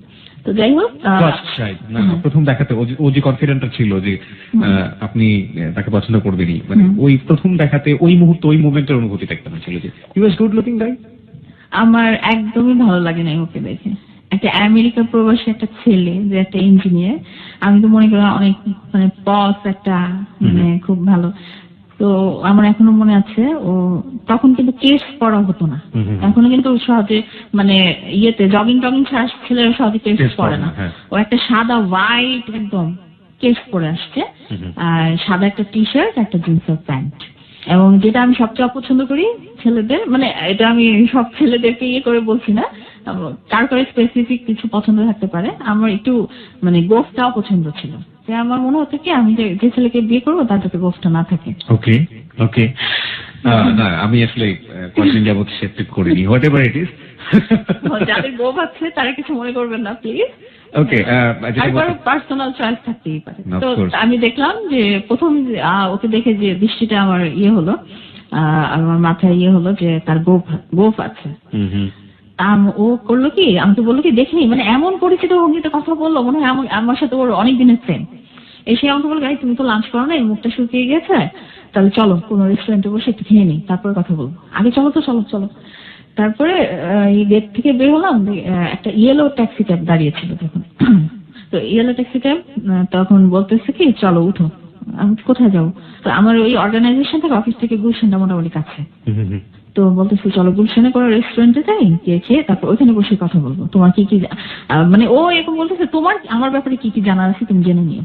তো একটা ব্যাপার তখনই আমি লক্ষ্য করলাম যে ও খুব মানে ভোজন রসিক যেটাকে বলে। দেখা যাচ্ছে প্রথম একটা মেয়ের সাথে ডেটে গিয়েছে, তো আমার প্রতি ইয়ে চেয়ে দেখা যাচ্ছে কি খাবার কি মেনু ওগুলো চেয়ে কোন খাবারটা মজা, খাবার ব্যাপারে কথা বলছে। এবং তখন ফার্স্ট ওর কোয়েশ্চেনটা করলো কি যে তুমি কি ভালো কুক, তুমি কি ভালো রাখতে পারো। আসলে সত্যি কথা বলতে কিন্তু আমি মানে ওই লাইফ পর্যন্ত, ওই সময়টা পর্যন্ত আমি কখনোই কিচেনে ঢুকিনি। রান্না বলতে কি জিনিস সেটা আমি মনে হয় আলুর ভর্তাটা করতে পারবো, ভাত রাখতে পারি নাই, কারণ ভাতটা হয় নরম হয়ে যেত নাহলে শক্ত থাকতো। আর আমি চাইও করিনি কোনোদিন আসলে ওইভাবে, শুধু নুডলস রাঁধতে পারতাম তখন। তাই আমি বললাম কি যে না আমি ভালো কুক না, আসলে আমি রাখতে পারি না। তো বললাম এটা কোনো ব্যাপার না। তা আমাকে বললো কি তোমার অফিস ছুটি কয়টায়? আমি বললাম 5টায়। তখন বলছি কি আমি তোমাকে নিতে আসবো, তোমার বাসায় ড্রপ করে দিব। ড্রপ করে দিবেন কেন? আমি কি একা যাই না অফিস থেকে? বলে কি যে না আমার তোমার সাথে অনেক কথা আছে, তোমার সাথে কথা আছে, তো এটা যেতে যেতে বলবো। ওকে, এই কথাটা কোন কথা এবং এই কথা আসলে কি ছিল সেটা আমরা জানবো, তবে মাত্র 2 মিনিটের সংবাদের বিরতি আছে। সংবাদের বিরতির পরপরই আপনারা নিশ্চয়ই জানেন যে রাত 12টার সংবাদ এখন মাত্র 2 মিনিট। আমরা আজকে লুনার গল্প শুনছি। লুনা তার জীবনে কি কি করেছে, তার জীবনের সবচাইতে অনুভূতিময় যে জায়গাটা সেটা আমাদের সাথে আজকে ভাগাভাগি করছে। লুনার আজকে একটা বিশেষ বৈশিষ্ট্য আছে এখানে, যেটা হচ্ছে খুবই পড়াশোনায় অত্যন্ত মেধাবী একজন ভালো স্টুডেন্ট ছিল, এবং স্টুডেন্ট ছিল বলা ঠিক যাবে না, কারণটা হচ্ছে স্টুডেন্ট আমি বলবো। এবং একই সাথে সে যে জবগুলো করেছে সেগুলো খুব ভালো এবং খুব মেরিটোরিয়াস স্টুডেন্ট না হলে এটা করা যায় না। সে বলা যেতে পারে যে একটা প্রাইভেট ইউনিভার্সিটি সে লেকচারার ছিল, একটা না প্রায় দুটো। এবং যে সে যে প্রতিষ্ঠানে গবেষণা করেছে সেই প্রতিষ্ঠানটা খুবই পৃথিবী বিখ্যাত প্রতিষ্ঠান, এবং একই সাথে সে যে বিশ্ববিদ্যালয়ে পড়াশোনা করেছে বাংলাদেশের শ্রেষ্ঠ বিশ্ববিদ্যালয়, খুবই ভালো মেধাবী ছাত্রী। এরকম একজন মানুষের জীবনের গল্প আমরা কান পেতে শুনবো রাত 2টা পর্যন্ত। ছিলাম যে আপনি বলছিলেন যে আপনার হবু বর তখনও তো হয়নি আসলে, খাওয়া দাওয়ার ব্যাপারে খুব বেশি আগ্রহ, এবং বললো যে সে 5টার দিকে আপনাকে নিতে আসবে। বললো তো ঠিক 5টার কিছু আগে সে ফোন করলো, ফোন করে বললো যে আমি আসছি, রেডি হচ্ছি, আসছি। তা আমাকে কিছু বলার সুযোগ না দিয়ে ফোনটা রেখে দিল। আমি বের হয়েছে অফিস থেকে, মুষলধারে বৃষ্টি শুরু হলো। এমন বৃষ্টি যে কি বলবো, চারপাশে কিছু দেখা যায় না, এত বৃষ্টি। তো একটা রিক্সা নিল, রিক্সা নিয়ে বললো ওঠো। আমি রিক্সা নিয়ে কোথায় যাব, মানে ওইখান থেকে আমার বাসার ডিস্টেন্স আবার অনেক, মানে রিক্সা করে যাওয়ার মতো না। তো বললো কি ইউনিভার্সিটিতে একটু যাবো, টিএসসি তে বসবো, বসে তোমার সাথে কথা বলবো, কথা আছে আমাকে। তো সেই সন্ধ্যাটার কথা আমার এখনো মনে আছে, যেহেতু মানে বৃষ্টি অন্ধকার হয়ে গিয়েছে, প্রায় 4-5টা মোটামুটি অন্ধকার, প্রচন্ড বৃষ্টি। তো একটু ভিজেই আসলে রিক্সায় উঠলাম দুজনে। রিক্সা করে কেন জানি না সেই মোমেন্ট আমার খুব ভালো লাগছিল আসলে। আমার মনে হয় এটা একটা কারণ হতে পারে যে আমি পুরোটা আমার ইউনিভার্সিটির লাইফ বলেন বা সেই মোমেন্টে আমি আসলে কোন ছেলের আমার জীবনে আসে নাই তখন, মানে আমি একটু মানে ছেলে বিবর্জিতই ছিলাম। তো সেই মোমেন্টটা আমার মনে হচ্ছিল খুব রোমান্টিক একটা মোমেন্ট আমার কাছে, খুব ভালো লাগছিল, ওয়েদারটা অনুকূলে ছিল। ওয়েদারটাও ভালো ছিল। তো ও দেখা যাচ্ছে কি ওই বকবক করছে, ওই আমেরিকা কি করেছে, এটা করেছে, অমুক প্রফেসর, আর খুব স্মার্ট আর ক্লেভার ছিল তো। মানে ওর লুক দেখে কেউ বলবে না ও খুব স্মার্ট, বাট কথা শুনলে যখন টোন শুনবেন তখন মনে হবে যে is a smart guy. Okay, so tone একটা ম্যাটার করে। হ্যাঁ, টোন একটা ম্যাটার করে। টোনটা মাশাআল্লাহ আসলে ভালো, অনেক ভালো। আমার হাজবেন্ড বলে বলছি না। ওকে, আমাকে একটু বলবেন মানে উনি পেশায় কি করেন, শুধুমাত্র এটুকু বললেই হবে, এবং আপনি যদি এক্সাক্টটা বলবেন না আমি জানি, একটু বুঝিয়ে দিলেই হবে, যেহেতু টোনের ব্যাপারটা ও এসছে। একটা মিডিয়াতে আছে। ওখানে কি টোনের ব্যাপার জড়িত? হ্যাঁ, টোনের ব্যাপার জড়িত, তার মানে গলার কারুকার্যেই কাজ করে। তার মানে রেডিও ব্যাপারটা অবশ্যই রেডিও, এছাড়া তো আর কিছু না। একদম। ওকে, আমার মনে হয় যে যেহেতু উনি ডিটেল বলছেন না, আমি একটু পরিষ্কার করে নিতে চাই আমাদের শ্রোতাদের কাছে। আমার মতো করে আমি যতটুকু বুঝেছি, একটু কারচুপি করেই ব্যাপারটা প্রকাশ করতে হবে, কারণ কারচুপি করা যথেষ্ট যুক্তিযুক্ত। এই গল্পটা শেষ পর্যন্ত শুনলে আসলে বুঝতে পারবেন যে কারচুপি করার প্রয়োজন ছিল, এবং লুনা আসলে যে জায়গাটা থেকে সাহস করে এখানে এসে গল্পগুলো বলছে, এইরকম সাহস লাখে একজন মানুষের আছে কিনা যথেষ্ট সন্দেহ আছে। সুতরাং কারচুপি এখানে প্রয়োজনীয়। তার হাজবেন্ড আসলে কোন একটি মিডিয়াতে কাজ করেন, অবশ্যই অফকোর্স মিডিয়া, কারণ মিডিয়া বলতে পেপার, পত্রিকা, টেলিভিশন, রেডিও বোঝানো হয়। তিনি আসলে একটা রেডিওতে কাজ করেন, এবং সেটা আমরা আর বিস্তারিত নাই বা বললাম, সেখানে কণ্ঠের কারুকাজ জড়িত। ওকে, তারপর? তো আমার খুব ভালো লাগছিল সময়টা। তো গিয়ে আমরা বসলাম টিএসসিতে। টিএসসিতে ওই যে সিঁড়িটা আছে না, আমি সিঁড়িটাতে গিয়ে বসলাম। তো আমাকে তখন মাগরিবের আজান দিচ্ছে, ও আমাকে হঠাৎ করে বললো কি, তুমি একটু বসবা, আমি নামাজটা পড়ে আসি। যখন এই কথাটা বললো না, আমার মনে হলো কি, মানে এই কথা দিয়ে মানে ও আমাকে ইমপ্রেস করে ফেললো। আমার একটা ধারণা ছিল কি, যে আমেরিকা থেকে এসছে এত বছর, মানে ও তো অন্যরকম হবে, একটু উল্টাপাল্টা টাইপের হলেও মানে আমি অবাক হতাম না। তো যখন বললো না একটু তুমি একটু বসবা, খুব মানে নরম সুরে বললো, তুমি একটু বসবা, তোমাকে বসতে কষ্ট হবে, আমি একটু নামাজটা পড়ে আসি দৌড় দিয়ে। তো নামাজ পড়তে চলে গেল। তো সেই মোমেন্টে আমি বসে বসে ভাবছিলাম যে যে ছেলে এতদিন এত বছর আমেরিকায় ছিল, তার মধ্যে এই অ্যাটিচিউডটা, এই ধর্ম ভীরুতা, মানে ও তো পরে গিয়ে কাজে নামাজটাও পড়তে পারতো, পড়লো না, যেহেতু মানে নামাজটা আদায় করলো, আদায় করে আসলো, তখন মানে আমি অনেকটা ইমপ্রেস হয়ে গিয়েছে। সে ভালো মানুষ। আর রিক্সায় বসে তো যে কথাগুলো বলছিল সেগুলো সব পজিটিভ। আমি এটা করেছি, আমি এটা করেছি, আমি আমেরিকাতে থাকি, জীবনে আমি কখনো কোনো বারে যাইনি, কোনো নাইট ক্লাবে যাইনি, আমি যেখানে থাকি সেখান থেকে মানে লাস ভেগাস খুব কাছে, বাট আমি লাস ভেগাসের জীবনেও যাইনি। এই টাইপের কথাগুলো বলছিল, যে আমি খুব কনজারভেটিভ ফ্যামিলির একটা ছেলে। আমার বাবা ওর বাবা আসলে একটা সরকারি জব করতেন, আমার শ্বশুর সরকারি জব করতেন। তো আমরা খুব ধার্মিক, মানে ধর্মভীরু ফ্যামিলির এক ছেলে আমরা। এই অনেক বছর আমেরিকায় থেকেছি, পড়াশোনা ছাড়া আমি কিছুই করিনি জীবনে। আমার অ্যাচিভমেন্ট একটাই, আমি পড়াশোনা করেছি। তো আমাকে আরেকটা রিক্সা নিলাম, একদম বাসা পর্যন্ত, আমার বাসায় গেটে নামিয়ে দিয়ে তারপর বাসায় ব্যাক করলো। তো বাসায় ব্যাক করলো, তো সেই রাতটা, সেই সন্ধ্যাটা, সেই মোমেন্টটা চলে গেল, তখন আমার একটু খারাপ লাগতে শুরু করলো। আমার মনে হয় আরেকটু ওর সঙ্গটা পেলে ভালো লাগতো, আর কিছুটা সময় থাকতে পারতাম সাথে। একদিক দিয়ে খুব ভালো লাগছে, আরেকদিক দিয়ে একটু মন খারাপ লাগছে।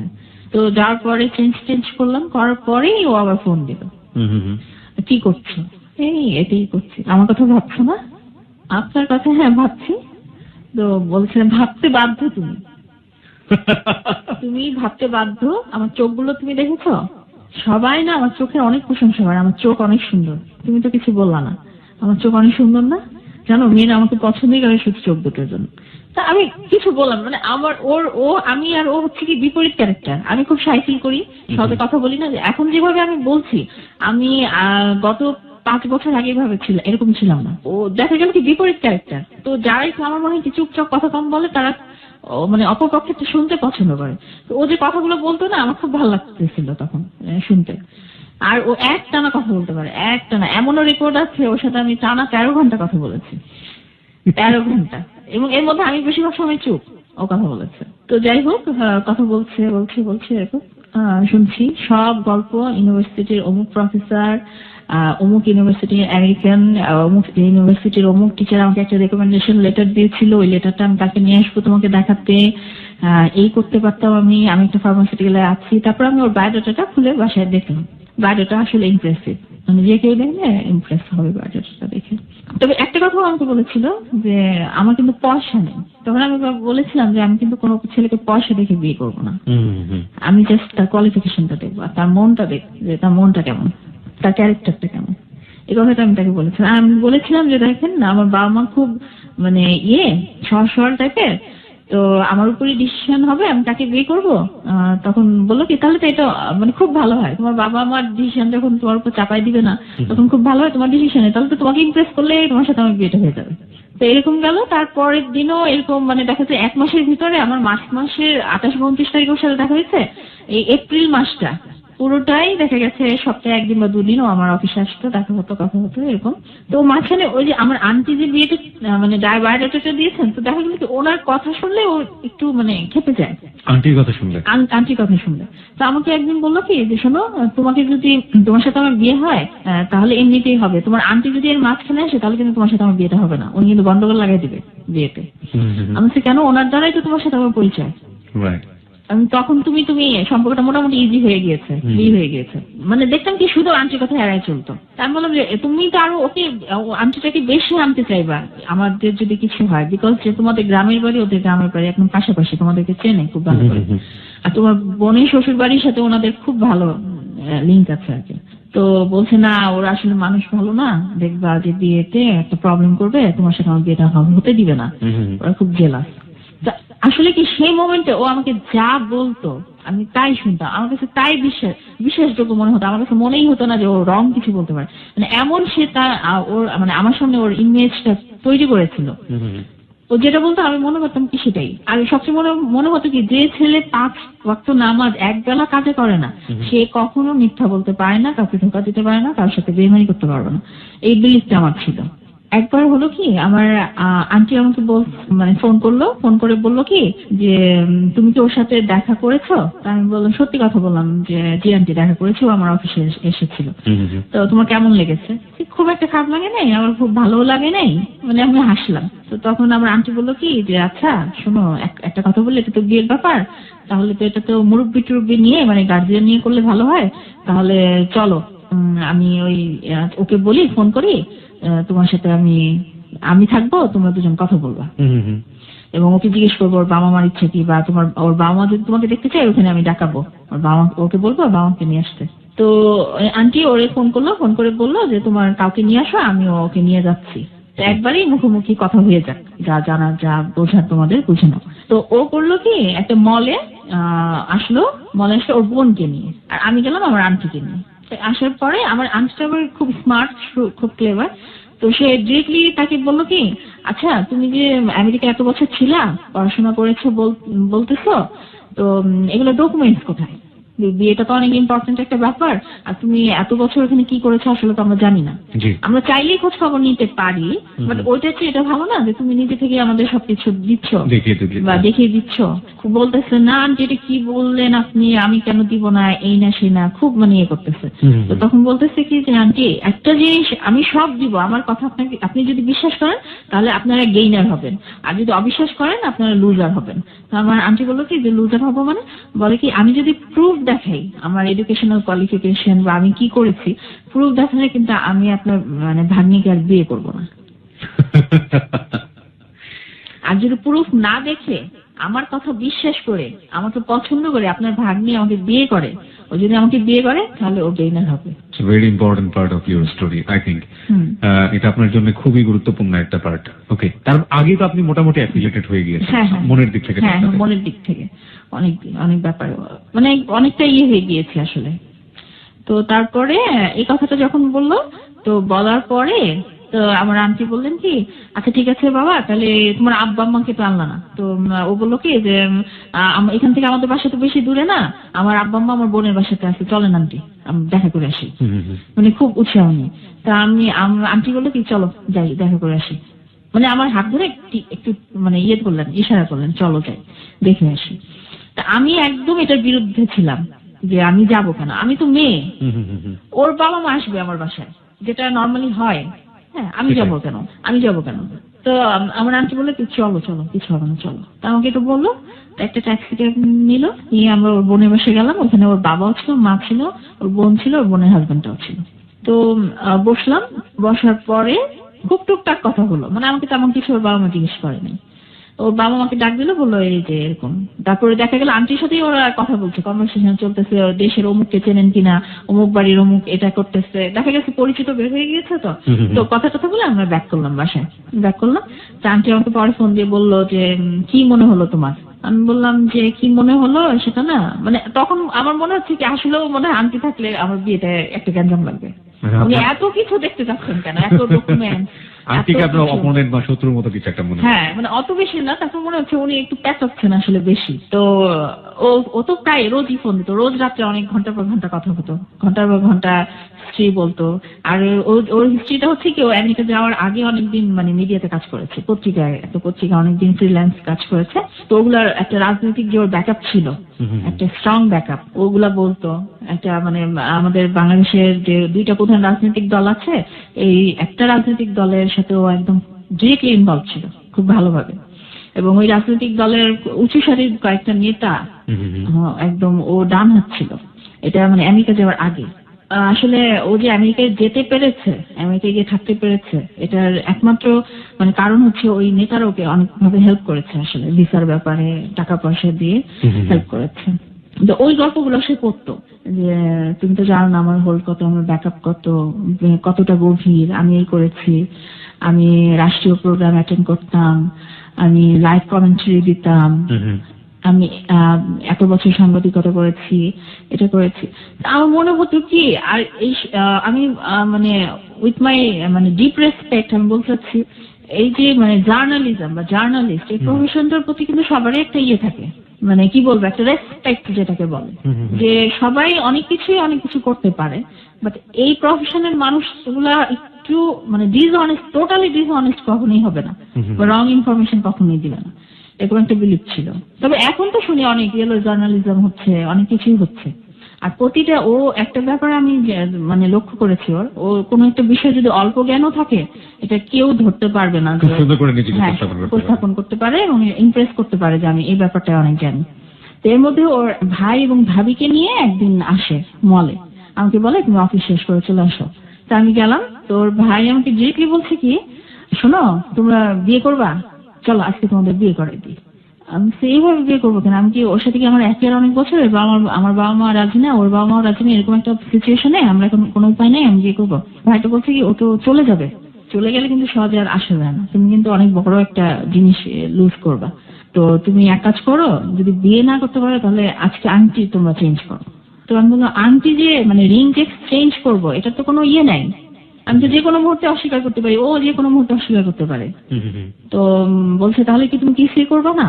মানে ওর ভাই কিন্তু এর মধ্যে অনেকবার আমাকে ফোন দিয়ে আমাকে ইমপ্রেস করার চেষ্টা করতো, মানে ওর কথাগুলো ওর ভাই বলতো, বলে কিনা আমি তো ওকে চিনি, আমার ভাই তো, আমি বুঝি ওকে, তো ও যদি এবার মানে তোমাকে বিয়ে করতে না পারে তাহলে মনে হয় না ব্যাক করবে, খুব কষ্ট করবে। মানে আমাকে ইমোশনালি ইয়ে করছে পুরো ফ্যামিলি মিলে। এটা আমি তখন আমার মনে হতো যে আসলে মনে ও আমাকে খুব পছন্দ করে ফেলেছে, ভালোবেসে ফেলেছে, তো বিয়ে করলে আমাকে করবে। বললাম না, আমার বাস্তব বুদ্ধিটা খুব কম ছিল। মানে অনেকে মনে করবে যে এরকম একটা মেয়ে এত এডুকেটেড, এত প্রফেশনাল জব করেছে, খুব স্মার্ট মনে হয়, কিন্তু বুদ্ধির দিক দিয়ে আমি আসলে খুব কম ইয়ে ছিলাম, ইম্যাচিউর মনে হচ্ছিলাম। আপনার যে ব্যাপারগুলো ঘটছে, আপনি কি আপনার ফ্যামিলিতে জানিয়েছিলেন যে এরকম একটা ব্যাপার হচ্ছে? হ্যাঁ, হচ্ছে। আমার বাবা মা তো জানে, আমার বোন জানতো, আমার বড় বোন জানতো যে একটা ছেলের সাথে। তারা কি বলতো, সাপোর্ট করতো? তাদের শুধু একটা কথা ছিল, যেমন আমার বড় বোনটা, আমার বাবা মা তো ওরকম এই বিষয়টা ইয়ে ছিল না। আমার বড় বোন, আমার বড় যে ভাইটা ছিল, সে বলতো কি যে ঠিক আছে সবকিছু শুনলাম, সবকিছু ওকে, কিন্তু ওই যে আন্টির কথাটাই বলতো, ছেলেটাকে বলো তার ডকুমেন্টস গুলো, প্রুফ গুলো দিতে।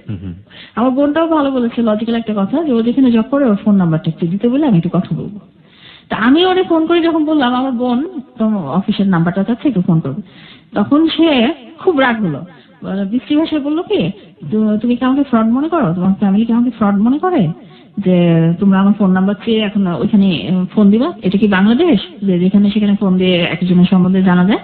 যদি বাংলাদেশ থেকে তোমরা ফোন দাও, ওরা তো না জানি মনে করবে কি আমি কি করেছি, এমনিতেই আমি বাংলাদেশ থেকে গিয়েছি, মুসলমান আমি, এমনিতেই আমরা খুব ইয়েতে থাকি ওইখানে, তো ওরা তো না জানি কি মনে করবে যে আমি না জানি দেশে কি করে এসেছি আতঙ্ককাম, তোমরা কি ভাবতেছো আমাদের?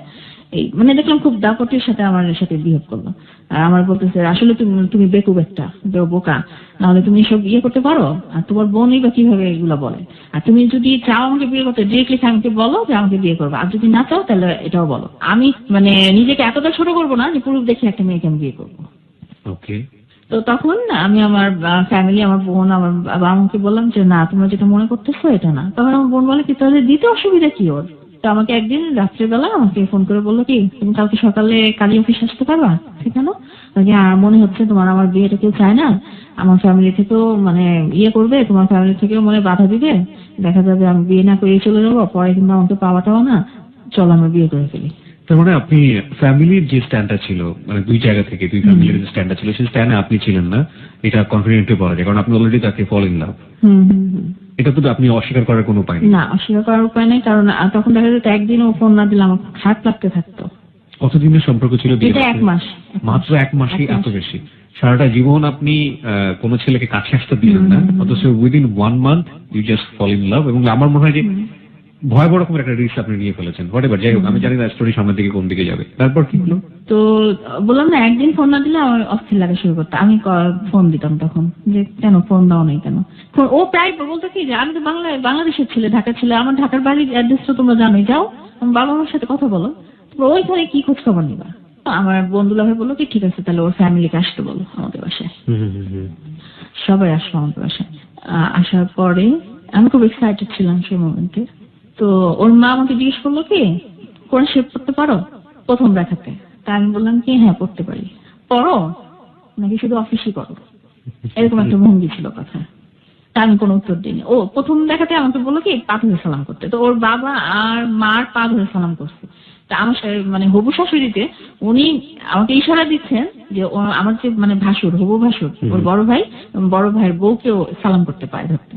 তাই আমি ব্যাপারটা জাস্ট মানে দেখেও না দেখার ভান করে আমি শুধু আমার হবু শাশুড়িকে সালাম করে আমি চলে আসলাম, মানে বসে রইলাম সোফার মধ্যে। তা আমাকে এই প্রশ্নটা করলো, তার নানান আলোচনা হচ্ছে, এই করছে সেই করছে। তো ও চুপ করে বসেছিল, তেমন একটা কথা বলেনি। তো আমি একটু যোগ করি এই ফাঁকে, সেটা হচ্ছে বাংলাদেশের আমরা যারা তৃতীয় বিশ্বের দেশে বসবাস করি, বিশেষ করে আমাদের অনেকেরই এই ধরনের এক ধরনের মানসিকতা থাকে। সেটা হচ্ছে ছেলে কি করে, ছেলে কোথায় কি করে সেটা জানার কোনো দরকার নেই।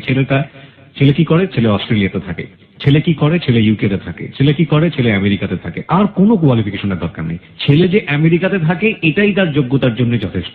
যাই হোক, এরকম অহরহ ঘটনা নিশ্চয়ই পাওয়া যাবে। আজকে লুনার মাধ্যমে যে ঘটনাটা বের হয়ে আসছে, এরকম অহরহ ঘটনা নিশ্চয়ই পাওয়া যাবে খুঁজলে না খুঁজলে। তো যাই হোক, আমি তখনও বুঝি নাই, আমি তো মোটামুটি ওর ইয়েতে প্রায় বলতে গেলে পাগলই আসলে, ওকেই বিয়ে করবো, আর যদি চলে যায় বাইরে চলে যায় তাহলে ওর জন্য ওয়েট করবো, এরকম একটা প্ল্যান আপনার মনে? প্ল্যান ছিল। আমার সাথে যখন কথা বলতো না ও, তখন দেখতাম যে বিভিন্ন মেয়েদের প্রসঙ্গে কথা বলতো, বা বলতো যে তোমার বন্ধু বান্ধবীরা নেই, কি করে ওরা। আমি লক্ষ্য করেছি কি ওর মানে স্ট্যাবলিশ মেয়ে যেটাকে বলে যে খুব ভালো জব করছে, খুব পড়াশোনা, এরকম মেয়েদের প্রতি একটা ওর ইয়ে ছিল, অ্যাট্রাকশন ছিল। যেমন আমি জিজ্ঞেস করি তোমার অমুক বান্ধবীটা কোথায় আছে, ও তুমি না বলছি না যে ওখানে অ্যাসিস্ট্যান্ট ম্যানেজার, ওখানকার এই, তো ও কি একদিন কথা বলাই দিও না আমাকে, তোমার বান্ধবীটার সাথে কথা বলবো। আমি কেন তুমি কথা বলবো না? আল্লাহ, মানুষের সাথে পরিচিত থাকা তো ভালো, আমি তো বাইরে থাকি, আমার কোনো ফ্রেন্ড সার্কেল নাই, অনেকদিন ধরে ডিটাচ হয়ে গেছে। তো যারা একটু প্রতিষ্ঠিত সমাজে ভালো ভালো পজিশন আছে তাদের সাথে একটু খাতিরটা পেয়ে রাখতে হয়, বুঝছো, কখন কাকে কোন সময় প্রয়োজন পড়ে যায় তুমি তো এগুলো বোঝো না। আর কথা আমার একটু বোকাই বলতো, তুমি তো আসলে এগুলো বোঝো না। আমি মনে করতাম ও যা বলতো, আমি বললাম না যা বলতো আমি সেটা অন্ধ চোখে বিশ্বাস করতাম। ইভেন ও এমন একটা সিচুয়েশন করলো যখন ও বুঝতে পারলো যে আমার বোন এবং আমার দুলাভাই যদি এই বিয়েতে বাধা দেয় তাহলে বিয়েটা হবে না, ও করলো কি আমাকে এমন ভাবে মেন্টালি ইয়ে করতে লাগলো যে তোমার বোন এবং তোমার দুলাভাই তোমার শত্রু, আমি তোমার দুলাভাইয়ের চেয়ে বেশি কোয়ালিফাইড, তো এই জন্য তোমার দুলাভাই করছে কি মানে আমাকে বাদ দিতে চাচ্ছে, যাতে আমি তো ওনার চেয়ে বেশি কোয়ালিফাইড, এই জন্য উনি হিংসা করছে, জেলাস, উনি কিন্তু তোমার সাথে আমার বিয়েটা হতে দিবে না। তো তুমি কিন্তু ওনার কথা শুনবা না, শুনলে কিন্তু তুমি মানে সব শেষ, তুমি কিছুই পাবা না লাইফে। দেখলাম যে আমার ফ্যামিলি মেম্বারের প্রতি সে আমার বিষিয়ে তুলছে আমার মনটাকে। জি। তোমার বোনও জেলাস, তুমি তো চেনো না তোমার বোনকে, বোনরাও কিন্তু জেলাস করে, কার হাজবেন্ড ভালো কার হাজবেন্ড একটু খারাপ। তোমার বোনও কিন্তু চাচ্ছে তোমাকে মানে একটু লোয়ার কোয়ালিফাইড ছেলের কাছে বিয়ে দিতে। তুমি এত মানে আমেরিকায় যাবা, এত ভালো ছেলে বিয়ে করবা, ইঞ্জিনিয়ার ছেলে, এটা চাচ্ছেই না কোনোভাবে তারা, এরকম বোঝাতো। তবে আমি একটা জিনিস তাকে বললাম যে আমি যদি বিয়ে করি আমার বাবা মার সম্মতিতে করব, তোমার বাবা মা আসবে, কিন্তু আমি কোনোদিন কাজী অফিসে গিয়ে বা কোনো কারো অমতে আমি বিয়ে করবো না। তো এর মধ্যে একটা কথা বলি, মানে আমার জীবনের অনেক কিছুই হয়তো বা আমি পাই নাই বা আমি বঞ্চিত হয়েছি, আল্লাহ আমাকে একটা জিনিস আমাকে উপহার দিয়েছেন আমার জীবনে। আমার বন্ধু ভাগ্য খুব ভালো। আমার জীবনে যতগুলো ফ্রেন্ডই আসছে খুব ভালো, তার মধ্যে একজনের কথা যদি আমি এখন মেনশন না করি তাহলে অন্যায় করা হবে, আর আমি তাকে বাদ দিয়ে আসলে জীবনে আমার কোনো গল্পই সম্পূর্ণ হবে না। আমার স্কুলের এক ফ্রেন্ড, আমার বান্ধবী, আমি যে আজকে প্রোগ্রামে এসেছি, আমি কি পড়বো, আমি কিভাবে যাব, রিক্সায় যাবো আসবো নাকি সিএনজিতে, সেটাও সে ডিসাইড করে দিয়েছে, সে আমাকে বলেছে। ওকে, হাই, হ্যালো, জ্যোৎস্নাদের পক্ষ থেকে, কথা বন্ধু কিবরিয়ার পক্ষ থেকে আপনার ফ্রেন্ডের জন্য। যখন মানে আমার হাজবেন্ডের সাথে আমার এরকম কথাবার্তা হচ্ছে, হবু হাজবেন্ডের সাথে, ও তখন দেশের বাইরে ছিল, ওরও তখন বিয়ে হয়েছে, সদ্য বিয়ে হয়েছে, মাত্র 2 মাস আগে বিয়ে হয়েছে।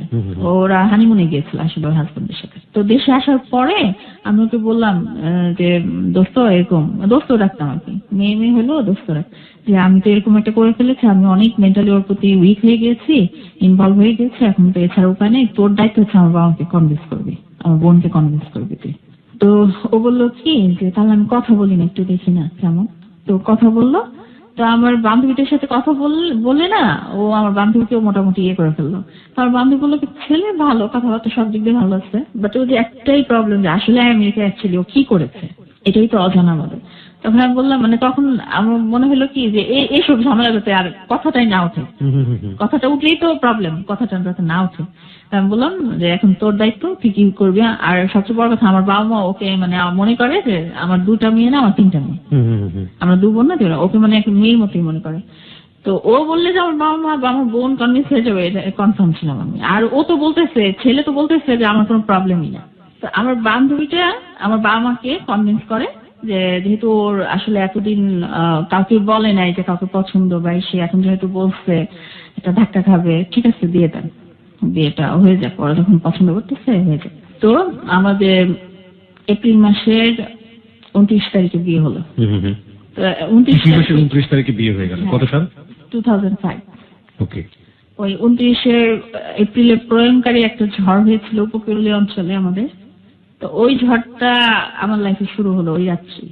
তো ও প্রথমে বললো কি যে ঠিক আছে বিয়েটা হবে, খুব মানে অর্ডিনারি, মানে ঘরোয়া ভাবে বিয়েটা হবে, মানে যার যেমন কিছুই না, আমি বিয়ে করে তোমাকে রেখে মানে আগ যেটাকে বলে আগ যেটা বলে সেটা হবে, তারপর আমি ব্যাক করে বড় করে অনুষ্ঠান করবো, তোমরা আমরা মিলে একটা বিশেষ ইয়ে করবো, প্রোগ্রাম করবো। আসলে তেমন একটা সময় ছিল না যে ওরকম প্রিপারেশন। তো 29 তারিখে বিয়েটা হলো, বিয়েটা আসলো। ও তার আগে যেটা প্রবলেম করলো, 29 তারিখ সকালবেলা সে যে প্রবলেমটা করলো, দেনমোহরের যে ব্যাপারটা থাকে, তো ওরা বললো কি যে একটা ব্যাপার ক্লিয়ার করে নি। ওর ভাই ফোন করছে, করে বললো একটা ব্যাপার ক্লিয়ার করি, আমরা দেনমোহরে 1 লাখ টাকার বেশি করবো না, কারণ আমার বিয়েতে আমার বাবা 1 লাখ টাকা করেছে, তো আমার ভাই যেহেতু, আমার বাবা বলছে যে 1 লাখ টাকার বেশি করবে না। তো তখন কিন্তু 1 লাখ টাকা হতো না, আসলে 1 লাখ টাকা অনেক আগেই হতো। তা আমার বোনেরই 5 লাখ টাকায় হয়েছিল, তার 2 বছর আগে যে বিয়ে হয়েছে। তা আমার মাকে আমি বললাম এটা, আমার বাবাকে, বাবা বললো যে ওরা যখন বলছে যে ওর বড় ছেলের 1 লাখ হয়েছে দেখে ছোট ছেলে, তা আমিও তো সেটা বলতে পারি, আমার বড় মেয়ের এত টাকায় হয়েছে, আমার ছোট মেয়েটাকে আমি এভাবে দিব। আর ওর সমস্যাটা কি? ওর তো সমস্যা নাই এটা নিয়ে, ও আমেরিকায় থাকে, ওর তো সামর্থ্য আছেই। আর এইরকম আমি ভাববো কেন যেটা হবে না বা ব্রেকআপ হয়ে যেতে পারে। তো ও করলো কি এই ব্যাপারটারে একটা মেজর ইস্যু করে বিয়ের দিন সকালবেলা, বিয়ে রাত্রে হবে, সে সকালবেলা একটা বিরাট একটা ইয়ে করে ফেললো, গন্ডগোল করে ফেললো। ওর ভাবিরে দিয়ে ফোন করায় আমাকে বললো কি যে তোমরা যদি 1 লাখ টাকায় রাজি না হও তাহলে ও বলছে বিয়েটা ক্যান্সেল করে দিতে। তখন কিন্তু অলরেডি আমার আত্মীয় স্বজন দাওয়াত দেওয়া হয়ে গেছে, রেস্টুরেন্ট বুকিং দেওয়া হয়ে গেছে, শপিং করা শেষ, সব শেষ। আমি বললাম কি ভাবি আপনি এটা কি কথা বললেন, শুধু টাকার জন্য, মানে দেনমোহরের টাকার জন্য বিয়েটা ক্যান্সেল, এটা ও বলেছে? তখন বললো কি হ্যাঁ ও বলছে। তার বললাম ওকে ফোনটা একটু দেন তো, ফোনে আসতে যাচ্ছে না আমার সাথে কথা বলতে যাচ্ছে, আমি তো ওকে একটু ফোনটা দেন তো। তো দেখা গেল 5 মিনিট পরে ও ফোনটা ধরলো, ফোনটা ধরে বলতেছে, আমি বলছি, কি বললা তুমি এটা? বলে কি, না না আমার বাবা হাজি বানু সচ করে আসতে, সে বলে যে দেড় টাকা শোধ করে দিতে হয় বিয়ের দিন রাত্রে, তা আমি এখন এত টাকা পাবো কোথায়? কি জানো, তুমি 1 লাখ টাকা যদি রাজি না হও তাহলে কিন্তু, মানে দেখলাম খুব একটু রাফ কথা বলছে, মানে একটু মন মেজাজটা খারাপ, যে হবে না বিয়েটা, রাগ গন্ডগোল যখন লাগছে লাগুক, দরকার নেই এই। তো তখন তো আমি আসলে হয়ে গেছি, ফেসে গেছি না, আমার বাবা মা সব গেছে। তা আমি তখন বললাম কি, আচ্ছা ঠিক আছে, তোমার কথা বাদ দাও, আমার বাবা মার কথা বাদ দাও, ঠিক আছে 2 লাখ টাকা তুমি করো, কাবিন করো, রাজি আছো? বলকি হ্যাঁ রাজি আছি, বাট 1 লাখ টাকা কিন্তু আমি দেখাবো, মানে পরিশোধ হয়ে গেছে, এটা কিন্তু আমি দেখাবো কাবিন নামে। আমি বলছি, তোমার যা ইচ্ছা করো, তুমি আসো, এসে করো। আচ্ছা, তারপরে বিয়ের অনুষ্ঠানে গেলাম, খুব ওদের মানে ক্লোজ আত্মীয় স্বজন কিছু আসলো, আমারও কিছু ক্লোজ আত্মীয় স্বজন, বিয়েটা হলো। হওয়ার পরে যার যার বাসায় চলে গেলাম আমরা। This track was downloaded from FusionBD.com. ওর বাসায় চলে গেল, আমি আমার বাসায় চলে আসলাম। কোনো বাসর? না, কিছুই হয়নি, ও চলে গেল ওর বাসায়, আমার বাসায় আমি চলে আসলাম। তো পরে শুনতে ফোন করে পেয়েছিলাম আপনি যে বিয়ের গল্প বললেন, আর আমরা তো একটা বাসর, সুন্দর একটা বাসর রাতের জন্য অপেক্ষা করছিলাম, কিন্তু আপনি তো সবাইকে হতাশ করে দিলেন। ওকে ওকে, আচ্ছা না, ঠিক আছে। পরে আমি জানতে পেরেছি এটা আমার শাশুড়ির কারণে হয়নি, আমার শাশুড়ি চাচ্ছিল না যে আপনাদের কোনো বাসর আছে? বাসর হয়, তো ওনার ইচ্ছা ছিল, ও তখন ছিল কি আমার যে তারিখে বিয়ে হয়েছে তার 1 সপ্তাহ পরেই তার ডেট ছিল চলে যাবার। তো আমার শাশুড়ির ইচ্ছা ছিল নেক্সট টাইম এসে প্রোগ্রাম করে, তারপরে? হ্যাঁ প্রোগ্রাম করে তারপরে ইয়েটা হবে। সেই দিন রাত্রে যাওয়ার পরে আমি চেঞ্জও করতে পারিনি, আমার বিয়ের সাজটা তখনও আছে। সে আমাকে ফোন করলো, ফোন করে বললো, তোমরা এটা একটা কাজ করলা? আমি বললাম, কি কাজ হয়েছে? বলে কি, তোমরা এত ফকিরের মতো একটা বিয়ের অনুষ্ঠান অ্যারেঞ্জ করলা। ফকিরের মতো কি, একটা চাইনিজ রেস্টুরেন্টে যেভাবে একটা বিয়ে হয়, মেনু যা থাকে সেগুলোই হয়েছে। বলে কি যে না, আমরা এগুলো এক্সপেক্ট করিনি, আমরা করেছিলাম অনেক জাঁক জমক। আমি বললাম কি, তুমি তো আমাকে বলেছো যে খুব ছোটখাটো একটা ঘরোয়া প্রোগ্রাম করে জাস্ট ইয়েটা হবে, বিয়েটা পরে পরবর্তীতে অনুষ্ঠানটা হবে। আর আমি তো অনেক কষ্ট করে আমার বাবা মাকে কনভিন্স করে আমি ইয়েটা করেছি, তুমি আমার দিকটা দেখবা না? আর এগুলো তো কোনো ফ্যাক্টর না। এখন বলতেছে না, আমি আমার ফ্যামিলি আমাকে অনেক কথা শোনাইছে, আমার মা ওর মন অনেক খারাপ হয়েছে। তো এটা নিয়ে আমাকে খুব ঝাড়াঝাড়ি করলো বিয়ের রাত্রে খুব। কোথায় বাসর? তার আগে কোন হ্যাঁ, শুরু হয়ে গেল, ও এটা দাও না তুমি, যে মানে আমাকে ইয়েটা দিয়েছো, মানে বিয়ের কাপড়টা দিয়েছো, শেরওয়ানিটা বা এটা কি আমার মতো আমেরিকায় থাকা ছেলের জন্য এটা কি যথাযোগ্য হয়েছে? তুমি যে আমাকে একটা দিয়েছো, ঘড়ি দিয়েছো, এই ঘড়িটা কি আমার পরার মতো, আমার মতো ছেলের জন্য ফিট হচ্ছে? তো তোমার বাবা যে আমাকে একটা ঘড়ি পরাই দিল, তোমার বাবা যে আমাকে আংটিটা দিল, সেটা কি আমার যোগ্যতা সম্পন্ন হয়েছে, আমার মতো হয়েছে, আমার স্ট্যাটাসের সাথে মানায় জিনিসটা? এগুলা নিয়ে তা আমি অনেক কাঁদলাম। আমার বাসর রাতটা গিয়েছে কেঁদে, সারাটা রাত আমি কাঁদলাম। তো সেদিন রাত্রে আমাকে বললো, তোমার ভাইকে পাঠিয়ে দিও আগামীকাল, আম্মা বলছে তোমার ভাইয়ের সাথে আমি যাবো তোমাদের বাসায়, কালকে থাকবো তোমাদের বাসায়। তাই বললো ঠিক আছে ওকে। তো পরদিন মানে সকালবেলা উঠলাম একদম ফ্রেশ মাইন্ডে, মনে হলো যে আজকে আমার বাসর হবে। আমি ঘর গুছাতে শুরু করলাম, মানে ও আবার খুব মানে দেখা গেলে খুঁতখুঁতে টাইপের। তো আমি ঘর গুছাতে, আমার বেডরুমটা গোছাতে লাগলাম, কি করে তাকে ইমপ্রেস করাতে, মানে কোন জিনিসটা তার ভালো। আমেরিকায় থাকে, ওর তো আমাদের এই এনভায়রনমেন্টটা পছন্দ না হতে পারে। পুরো ঘর আমি চেঞ্জ করলাম, আমার যে বেডটা থেকে শুরু করে আমার ড্রেসিং টেবিল, আমার পড়ার বইয়ের যে ইয়েটা ছিল, র্যাকটা ছিল, সেটা পর্যন্ত আমি চেঞ্জ করেছি। কার্পেট আনিয়েছি নতুন, কার্পেট আনিয়ে, কারণ ওকে আমাকে আগে বলে নাই প্রিপারেশন নেওয়া, আগের দিন রাত্রে বিয়ের রাত্রে বলেছে। সব আমি গুছালাম, করলাম। তারপর আমার ভাই বিকেল 4টার সময় গেল, গিয়ে ওকে আনতে গেল, মিষ্টি টিষ্টি নিয়ে গেল। তারপরে আসার পরে নিচে সবাই মিলে ড্রয়িং রুমে বসে নাস্তা টাস্তা করলাম, করে আমার বেডরুমে ওকে নিয়ে আসলাম। এসে আমাকে বললো কি, তোমার ভাই কয় কেজি মিষ্টি নিয়ে আমার বাসায় গেছে? প্রথম কথা ছিল এটা। আমি বললাম যে কেন, কয় কেজি দেওয়ার কথা ছিল? বলে কি, মিনিমাম 1 মণ মিষ্টি দেওয়ার দরকার ছিল, তোমাদের আজকে পাঠানোর দরকার ছিল। তো এটা বলার পরে তখনও মানে ডিনারটা হয়নি, নাস্তাকেই তো পরে আসলো, ডিনারটা হয়নি। তারপরে ডিনার করলাম, করার পরে যাক বাসর হলো। মানে এই বিষয়গুলো কি বলা যায় একজন মানুষ আরেকজন মানুষ? লজ্জার বিষয় না? মানে কয় কেজি মিষ্টি নিয়ে গেছো, কিংবা কি অনুষ্ঠান করেছো, কি খাবার দিয়েছো, হাজবেন্ড আর ওয়াইফকে জিজ্ঞেস করছে, খুব লজ্জার না বিষয়? নববিবাহিত মানে ওয়াইফকে, বিয়ের একদিনও হয়নি আসলে। আমাকে এটাও বলেছিল, এই তোমার বন্ধু বান্ধব কাউকে কিন্তু জানাইও না বিয়ের খবর, যখন ঘটা করে অনুষ্ঠান করবো একদম তখন সবাইকে দাওয়াত দিবা, ইনভাইট করবো, তখন আসবে, সবাই অবাক হয়ে যাবে, আল্লাহ ওর বিয়ে হয়ে গিয়েছে, এত ভালো একটা ছেলে পেয়েছে, সবাই দেখবো তোমার বাপের বাড়ি জেলাস হয়ে যাবে। ও এট দ্যাট টাইম ওই বিয়ের 1 সপ্তাহ আগে কিন্তু আমার যে বললাম না ফুল টাইম আমি একটা জব খুঁজছিলাম কোন ইউনিভার্সিটিতে, ইন্টারভিউ দিলাম, বললাম 8 জনের মধ্যে আমাকে সিলেক্ট করলো, এবং বিয়ের 1 সপ্তাহ আগে আমাকে ফোন করে জানানো হলো যে আপনার হয়ে গেছে, জব হয়েছে, আপনি হচ্ছে আপনার অ্যাপয়েন্টমেন্ট লেটারটা নিয়ে যান ইউনিভার্সিটির লেকচারার। হ্যাঁ লেকচারার। তো ওটা আমি এই কথাটা বললাম, বলার পরে ও বললো কি তোমার ইউনিভার্সিটিতে জয়েন করার দরকার নেই, তুমি যেখানে রিসার্চ করতেছো ওইখানেই থাকো। আমি বলছি না আমি তো ফুল টাইম। বল কি কেন তোমার কি দরকার? আমি বলছি না দরকার নেই, কিন্তু আমার ভালো লাগে টিচিং প্রফেশনটা, আমি পড়াবো, এটা আমার খুব ভালো লাগে। আর রিসার্চে তো ধর অনেক সময় দিতে হয়, রাত 8টা বেজে যায়, অনেক সময় বাসায় ফিরতে ফিরতে একটু টায়ার্ড লাগে আসলে। আর যদি পিএইচডি করতে চাই তুমি তো আসোই, আমি তোমার সাথেই তো যে করতে পারবো ভবিষ্যতে, এটা তো প্রবলেম না। তো ও তখন কিছু বলেনি। তো বিয়ের রাত্রে সকালবেলা তো বন্ধু বান্ধবদের ফোন দিচ্ছি, আমি আমার বান্ধবীদের ফোন দিলাম, তো দেখলাম কি মানে আমার চেয়ে না, আমি নতুন বউ আমার চেয়ে কথা বলার চেয়ে দেখা যাচ্ছে আমার এক বান্ধবীর সাথে সে 1 ঘন্টা কথা বললো।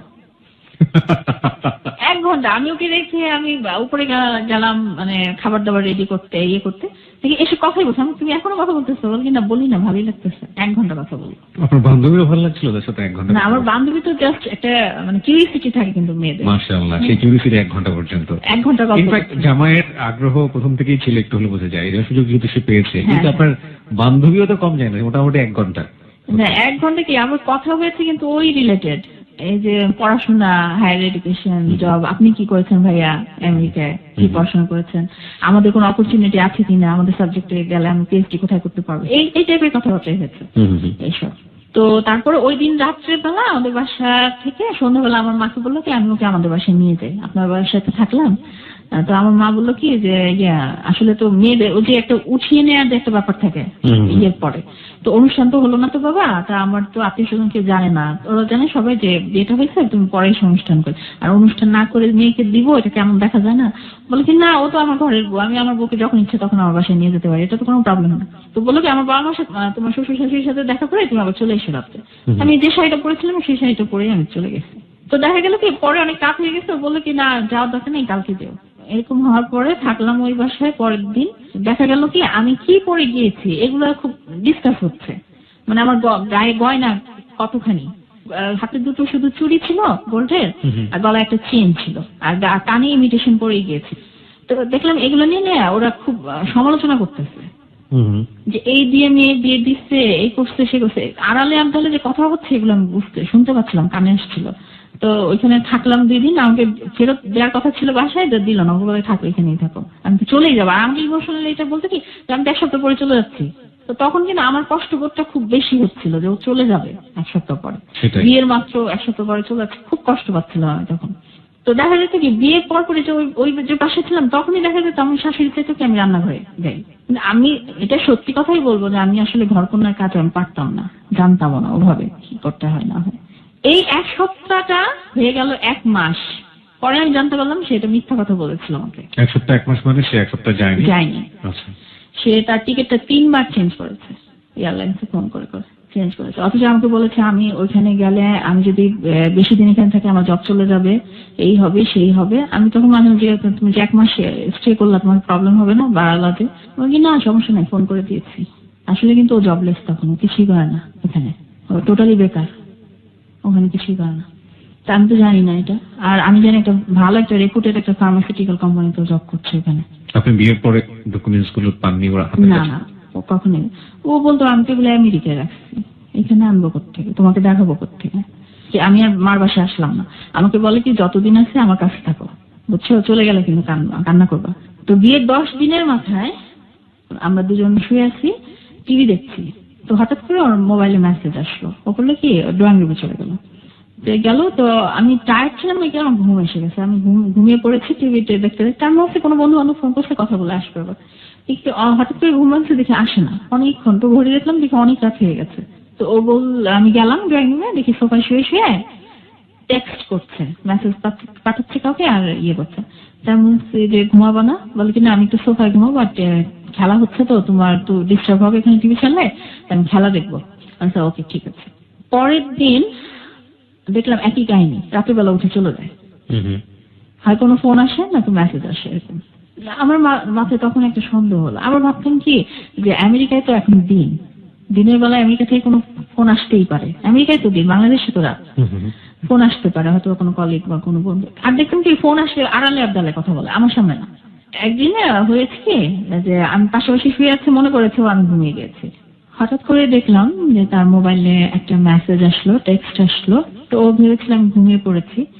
তো আমি যে জেগেছিলাম সেটা বুঝতে পারিনি। তো আলো দেখে আমি একটু কাত হয়ে দেখলাম একটা মেসেজ আসছে যে you have destroyed my life, এই কথাটা লেখা। ও পড়ছে মেসেজটা।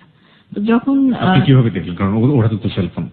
মানে পাশাপাশি শুয়েছিলাম তো ও এরকম করে দেখছিল। তো আপনি একটু হ্যাঁ, ক্রস করে তাকিয়ে দেখলাম যে হ্যাঁ স্পেলিং ভুল ছিল, ডিস্ট্রয়েড স্পেলিং এটি।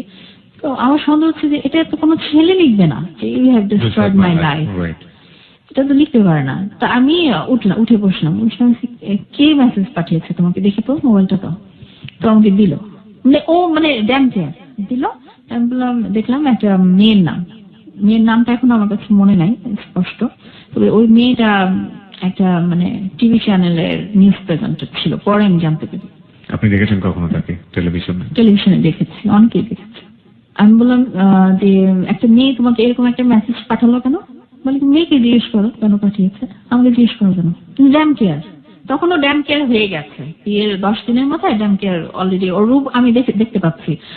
ওই মেয়ে আমাকে মেসেজ পাঠিয়েছে, ওই মেয়ে যে ভালো জানে যে আমাকে চেনে কিনা বা তবে এমনিতে কথা বলার সময় না টুকটাক আমাকে বলতো, জানো আমাকে না অনেক মেয়ে পছন্দ করে, আমার চোখ দেখে সব মেয়ে পাগল হয়ে যায়, আমি কোনো মেয়েকে কখনো নক করি না। চোখটি কি আসলে সুন্দর ছিল? চোখ আমার কাছে তখন হ্যাঁ সুন্দর লাগতো, ভালো লাগতো, যেহেতু আমি ওর মনটাকেই ভালোবেসেছিলাম আসলে। আর তখন আমি প্রচন্ড গভীরভাবে ওকে ভালোবেসে ফেলেছিলাম। তো ও এই কথাগুলো বলতো, আমি হেসে উড়িয়ে দিতাম।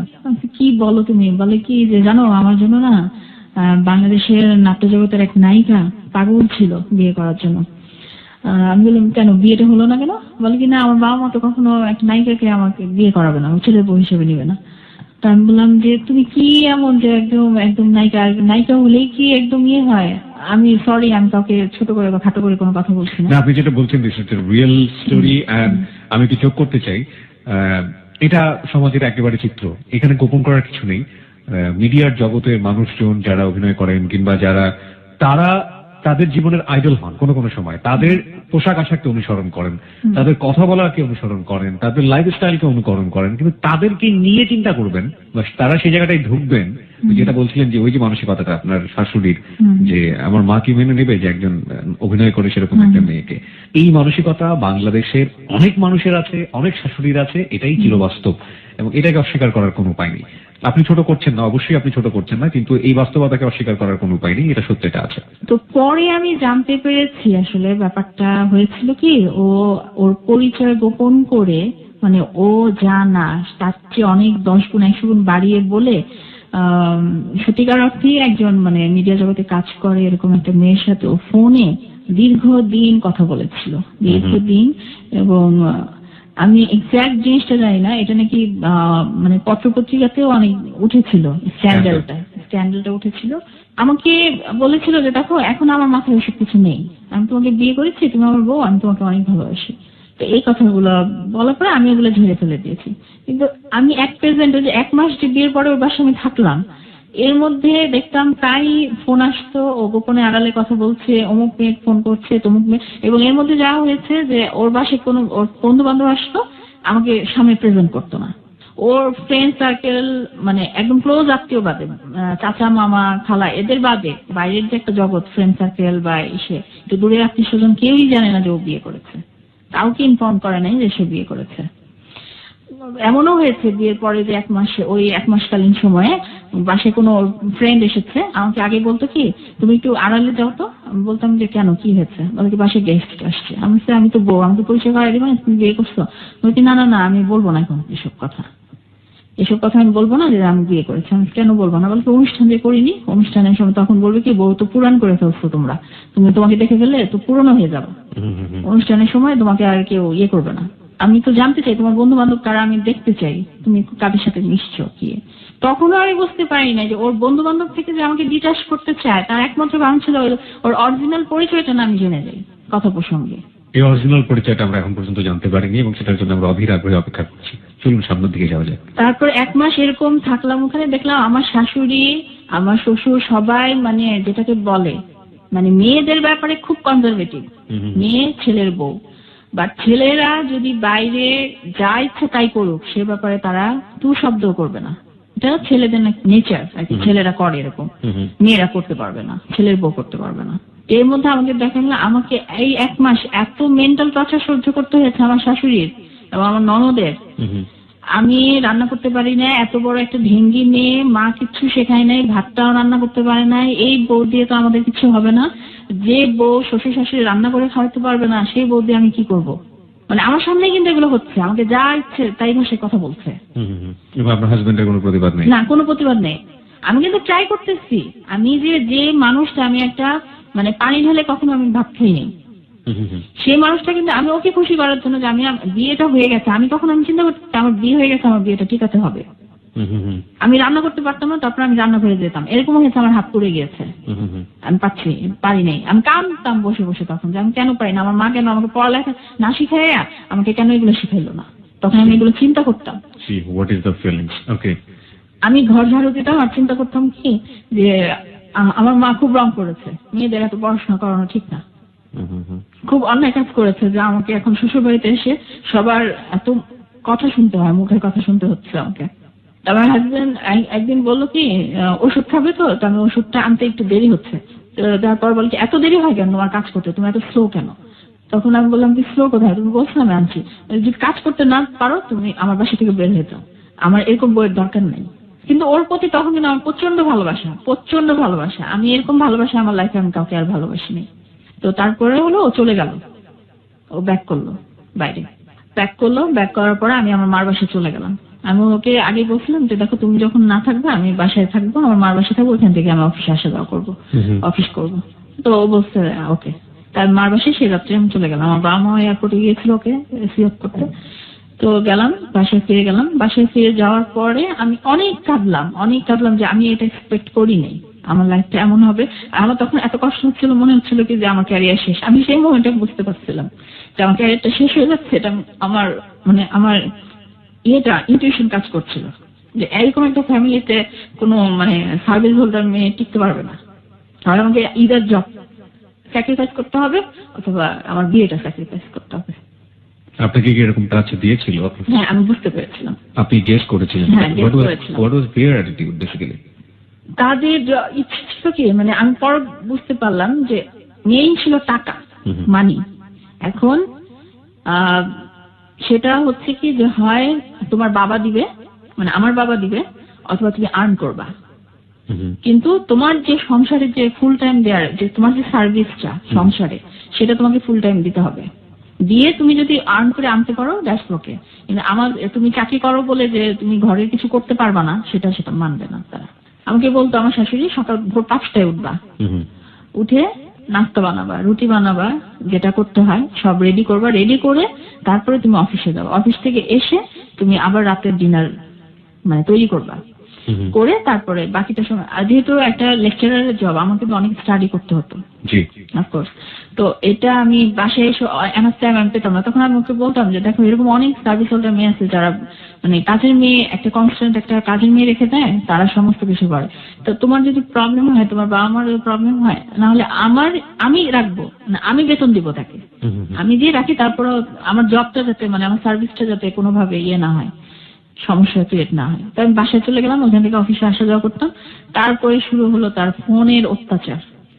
প্রতিটা দিন সে ফোন করতো, এবং এই যে 1 মাস আমি ওর বাসায় থেকে আসলাম, আমার কি ফল্ট ছিল, কি হয়েছিল, সেগুলো প্রত্যেকদিন আমাকে ফোন করে আমাকে ঝাড়তো। আমেরিকা থেকে ঝাড়তো। এবং ও ফোন করতো না, আমাকে বলতো ফোন করতে। ওই দেখা গেছে আমি 1 মাসে, এমনও রেকর্ড আছে তখন TNT-তে, আমি 2.5 মাসে 52,000 টাকা বিল দিয়েছিলাম, ফোনের বিল দিয়েছিলাম। তো দেখতাম কি ও ফোন করতেছে দিন নাই রাত নাই বাসায়। আমি জিজ্ঞেস করতাম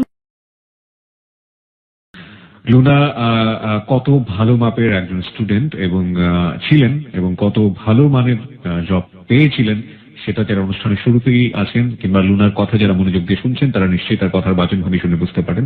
লুনার জীবনের গল্পে আমরা ফিরে যাচ্ছি, আরেকবার মনে করিয়ে দিচ্ছি হ্যালো 8920 ফোন নাম্বারটি হচ্ছে 91156689115668। ফোন করতে হবে, সেল নাম্বারটি বলতে হবে এবং তারপর আপনার যা বলার আছে বলবেন, তা সেখানে স্বয়ংক্রিয়ভাবে রেকর্ড হবে এবং প্রত্যেকটি ফোন কলই আমরা মনোযোগ দিয়ে শুনে থাকি। আপনার যেটা বলার আছে সেটা বলার পরে যদি আপনার জীবনের গল্প এখানে জানাতে চান বলুন আমাদেরকে যোগাযোগ করতে, আমরা অবশ্যই আপনার সঙ্গে যোগাযোগ করব।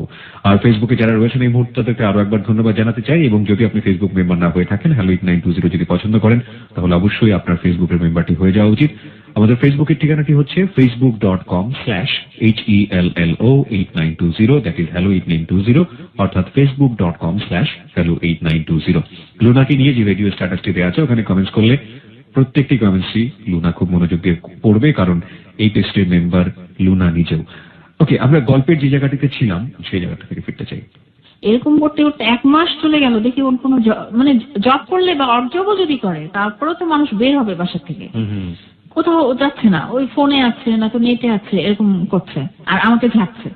তুমি ওইটা পারো নাই, ওইটা রাখতে পারো না, ওই দিন তুমি ওইটা ফেলে দিয়েছিলে, ওই প্লেটটা তখন ময়লা ছিল, তুমি আমাকে ধুতে পারো নাই, তুমি কাপড়টা যে আমার শার্টটা যে ধুলা একটু পরিষ্কার হয় নাই, মানে এগুলোই বলছে আমাকে। তখন আমাকে বলছে কি যে এক কাজ করো, তুমি জবটা ছেড়ে দাও। বলছে কেন? বলে কি তুমি মাস্টার্স করো, মাস্টার্স করলে তুমি একটু অনেক ভালো জব পাবো। আমি তো দেখো এটা তো টার্মিনাল ডিগ্রি দিয়ে দিয়েছে, আমার তো মাস্টার্সটা খুব একটা ইম্পর্টেন্ট না, আমি জব করছি। তো দেখা গেল পরেও আমাকে বাধ্য করলো এই জবটা ছাড়তে ইউনিভার্সিটির। তো মাস্টার্সে ভর্তি হলাম, জব ছেড়ে দিলাম। এর মধ্যে দেখতাম কি যে ইভেন আমি যে আমার ক্লাসমেটের সাথে কথা বলি সেটাও পছন্দ করে না। ধরেন ফোন করছে, তো পাশে হয়তো বা কোনো ছেলেরা কথা বলছে, তো আমি তো কো এডুকেশনে, আমি ঢাকা ইউনিভার্সিটিতে মাস্টার্সে পর একটা মেয়ে, আশেপাশে তো ছেলে থাকবে, এর জন্য আমাকে 1 ঘন্টা ঝাড়তেছে। তুমি নিশ্চয় ছেলেদের পাশে গিয়ে বসো, তুমি আমেরিকা থেকে কিভাবে দেখো? আর ছেলে মেয়ে এখানে পাশাপাশি বসার কিছু নেই, একজন একই চেয়ারে বসতেছে, কিন্তু পাশাপাশি বসার কিছু নেই। অমুক স্যারের কাছে যেতে পারবা না, অমুক স্যারের রুমে যেতে পারবা না, কোনো ছেলের দিকে তাকাতে পারবা না, কারোর ফোন অ্যাটেন্ড করবা না, মানে শুরু হলো তার ওই ইয়েটা। আপনি জবটা ছেড়ে দিলেন, ইউনিভার্সিটি লেকচারের জব, আপনি একটা ভালো প্রাইভেট, আমি তো প্রাইভেট ইউনিভার্সিটি আমি নিজে নামতে জানি, অথবা শ্রোতাদের আপনার বিশেষ প্রয়োজনে আমরা জানাতে পারছি না, এত সুন্দর একটা ইউনিভার্সিটিতে আপনি লেকচারের জব পেলেন, full time job, and you sacrifice your job. হ্যাঁ, আমি ছেড়ে, এবং সেটাই আমার জীবনের সবচেয়ে মারাত্মক ভুলটা ছিল। প্রথমটা ছিল বিয়ে, তারপরে জব ছাড়া সেকেন্ড, এবং থার্ড ভুলটা ছিল, আমি বলতে চাই না, আল্লাহ আমাকে দিয়েছে আমার 2টো বাচ্চা। আমার ওই ভুলের দিকে আমরা যাবো, আপনি যেটা বলছিলেন, হ্যাঁ, তার অ্যাটিটিউড গুলা। তারপর এরকম শুরু করলো, মানে বিশ্রী ভাষায়, দেখা যায় কোন একটা কিছু হয়েছে বিশ্রী ভাষা, আর তখন থেকে শুরু হলো আমার বাবা মাকে বকাবকি।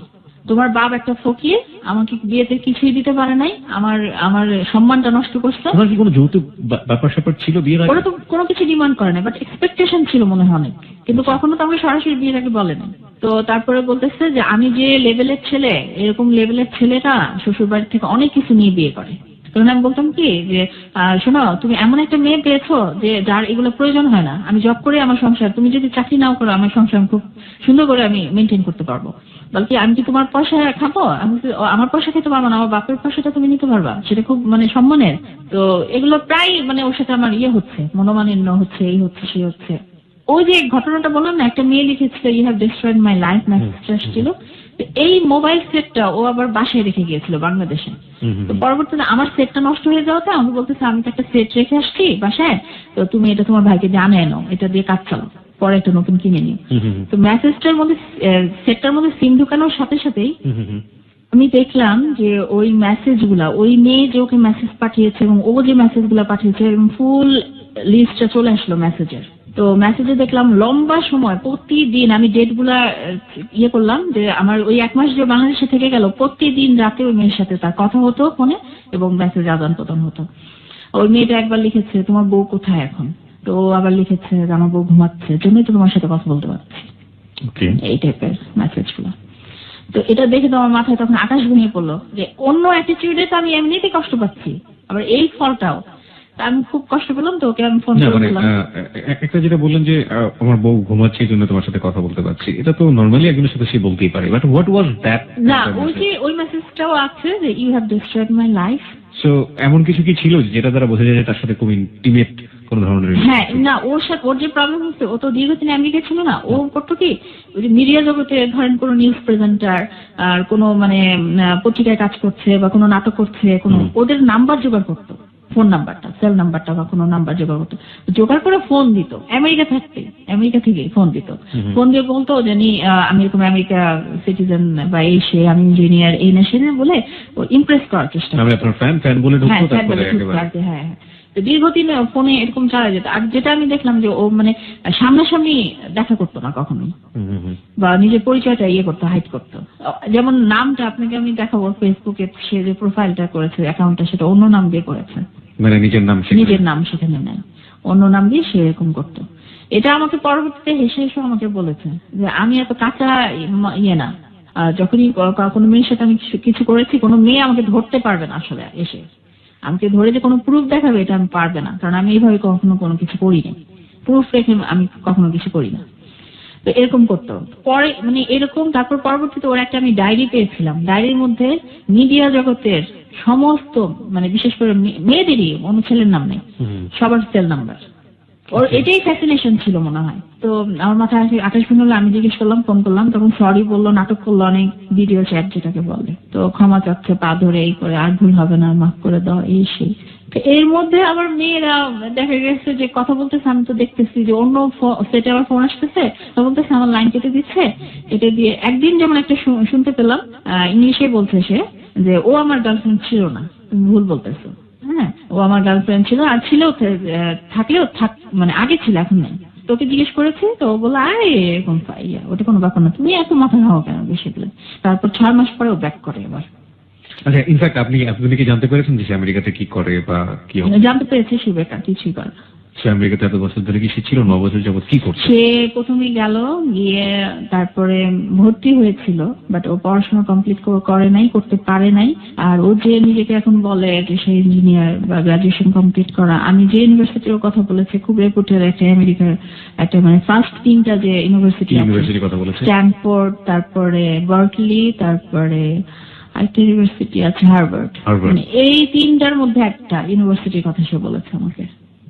Oh my God. Okay. ওখানকার গ্রাজুয়েট সে। Oh, okay. তো যাই হোক, পরবর্তীতে আমি মানে অনেক পরে তখনই আমি অলরেডি সব কিছু আমি বুঝে গেছি, আমি সব এভরিথিং আমি বুঝে গিয়েছি যে একজন এরকম একটা নাম করা ইউনিভার্সিটি গ্রাজুয়েট কখনো এরকম অ্যাটিটিউড শো করতে পারে না। আমি সব বুঝে গেছি। আমি নীরবে কান্না করতাম, আমার বাবা মাকে কখনো বলতে পারে না, আমার বোনকে তো বলতেই পারি নাই, কারণ তারা সবসময় আমাকে বাধা দিয়েছে এটা করো না। নীরবে কান্দাম। আর আমার এই বান্ধবী, যেটার কথা আমেরিকা থেকেও কিছু করতো না, তাহলে ওর সংসার চলতো কিভাবে? ইনফ্যাক্ট ওর সাপোর্ট ছিল, ওর বোন ছিল, ওর বোন ওখানকার সিটিজেন, বাড়িটাই আছে, ওর বোন ওখানকার citizen. Now this is the fact. ওইখানে গিয়ে ওখানে আশ্রয় নিয়েছিল।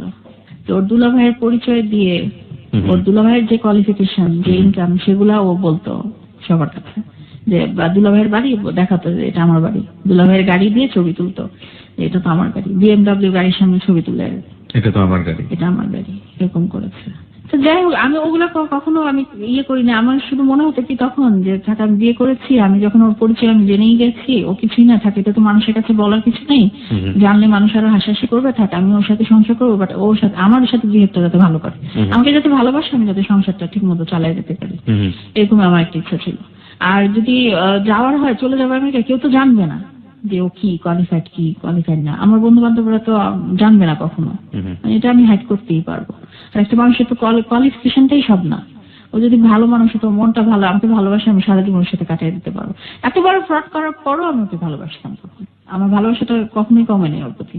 তো তারপর কিন্তু বিশ্রী দিন দিন যাচ্ছে, ও বিশ্রী ভাষায় আমাকে এমন গালিগালাজ করতো ফোনে, যে আমি শুধু কাঁদতাম যে ও কি বলে। আমি তো এক্সপেক্টই করিনি যে এরকম একটা ছেলে, আমি যদি একটা অশিক্ষিত ছেলেকে বিয়ে করতাম, তাহলে আমার মনের মধ্যে থাকতো যে ও এরকম করতেই পারে, এটা কিভাবে সম্ভব।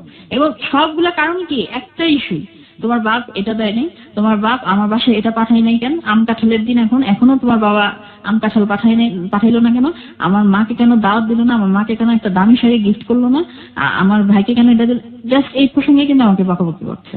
হার্ভার্ড ইউনিভার্সিটি গ্রাজুয়েট, আম কাঁঠাল নিয়ে চিন্তা, আম কাঁঠাল নিয়ে চিন্তা করছে, এগুলো করছে না কেন। আর আমি এদিকে ইউনিভার্সিটিতে ক্লাস করি, রাত্রেবেলা আসি, ওর সাথে একটু কথা বলি ইয়েতে, তারপর কান্না করি, পড়াশোনা তো লাটে উঠছে, পড়াশোনা কিছুই করতে পারি না, আমি বই খুলে বসে থাকি, আমি দেখি না কিছুই, আমি তাকিয়ে থাকি, আমি কিছুই মাথায় ঢোকে না আমার।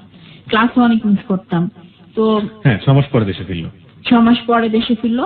দেশে ফেরার পরে তারপরে 1 মাস থাকে, তারপরে 1 মাস থেকে আবার চলে যায়। তখনও আমি দুটো মেয়ের কাহিনী আমি আমার হাতে ধরা পড়ে, ওর ইয়েতে ধরা পড়ে, এবং পরে এটা নিয়ে ঝগড়াঝাটি হলো। তো ঝগড়াঝাটির পরে ও আমার গায়ে হাত তোলে ফার্স্ট টাইম। ও সরি, আমি ফার্স্ট টাইম না, এটা সেকেন্ড টাইম। ফার্স্ট টাইম হচ্ছে যখন ওটা একটা মেয়ে লিখলো you have destroyed my life, যখন ওটাকে আমি চার্জ করলাম ওকে এটা কে মেয়ে কোন, তখন সেই রাত্রে আমাকে আমার গায়ে হাত তুলেছিল। তো হওয়ার পরে আমি বুঝে গেলাম যে আমি এখন এটাকে ছাড়তেও পারতেছি না, ধরতেও পারতেছি না, আমি কিছুই করতে পারতেছি না। মানে আমার এমন হয়েছে যে আমি এই সংসারটা মানে বের হয়ে আসবো সংসার ছেড়ে, এই সাহসটাও জোটাতে পারছি না, আবার থেকে যাব সেটাও মেনে নিতে পারছি না। কেন, মানে আপনি কেন এই সাহসটা পাননি? কারণ আপনার মতো ভালো স্টুডেন্ট, আপনি চাইলেই একটা জব করতে পারতেন সেই সময়। পারতাম, আর তখন আমার তো বাচ্চারা হয়নি, তখন আমার অনেকেই ছিল। মানে এখনো আমার মাঝে মনে হয় ও যে এত রিলেশনে জড়াইছে 8 বছরের আমার বিবাহিত জীবনে, এত মেয়ে, ইভেন এমন অনেক মেয়ে আছে আমার কাছে ফোন করে বলেছে যে আপনি তো অমুকের ওয়াইফ, আপনি মিসেস অমুক বলছেন? জি বলছি। যে উনি তো আমার সাথে একটা ইয়ে করেছেন, উনি আমাকে বলেছেন যে উনি বিয়ে করেন নাই, আমেরিকা থেকে আসছেন, বিয়ে করবেন, মেয়ে খুঁজছেন, এটা বলে আমার সাথে অনেকদিন কথা টথা বলছেন। তো পরে আমি খোঁজ লাগিয়ে জানতে পারি যে ওনার ওয়াইফ আছে, একটা মেয়েও আছে। লাস্ট ডেস্টিনেশন ওনার কি থাকতো? আমি মানে জানতে চাচ্ছি এই কারণে যে আসলে বিয়ে তো উনি 4-5টা করেননি, একজন কি করেছেন, আপনার কি করেছেন, কিন্তু তারপরে ওই ধরনের রিলেশন উনি কন্টিনিউ করেছেন। মানে ওনার আসলে বেসিক্যালি ডিমান্ডটা কি ছিল রিলেশনে? Physical relation? ফিজিক্যাল রিলেশন আমি তো বলতে পারবো না আসলে, এটা কতদূর পর্যন্ত গড়িয়েছে এটা তো আমি জানি না। Any kind of psycho attitude তার মধ্যে? আমার এখন মনে হয় এটা আছে। মানে বলছি এই কারণে যে আপনি যেহেতু মানে ঘরের মানুষের কাছে গোপন করার কিছুই নেই, আপনি সবকিছু তার জেনে গেছেন। থাকে না যে সাধারণ মানুষের মতো সে না, সে যখন একজন মানুষ যখন ঘরের মধ্যে থাকে তখন সে আসলে যে ধরনের মানুষ সেটাই ফুটে ওঠে। না, আমার মনে হয় না আমার সাথে ওর এই ব্যাপারটা নিয়ে এত বেশি গন্ডগোল হয়েছে, এতবার সংসার ভেঙে যাওয়ার ক্রম হয়েছে। যদি সাধারণ মানুষ হতো তাহলে হয়তো চিন্তা করতো যে না, আমার বাচ্চা দুটো আমার প্রায়োরিটি ফার্স্ট, আমার সংসার। বেবি আসলো কিভাবে আপনাদের মধ্যে? বাঙালির মেয়ের যে ইয়েটা, চরিত্রটা, সেটা থেকে আমি বের হতে পারিনি।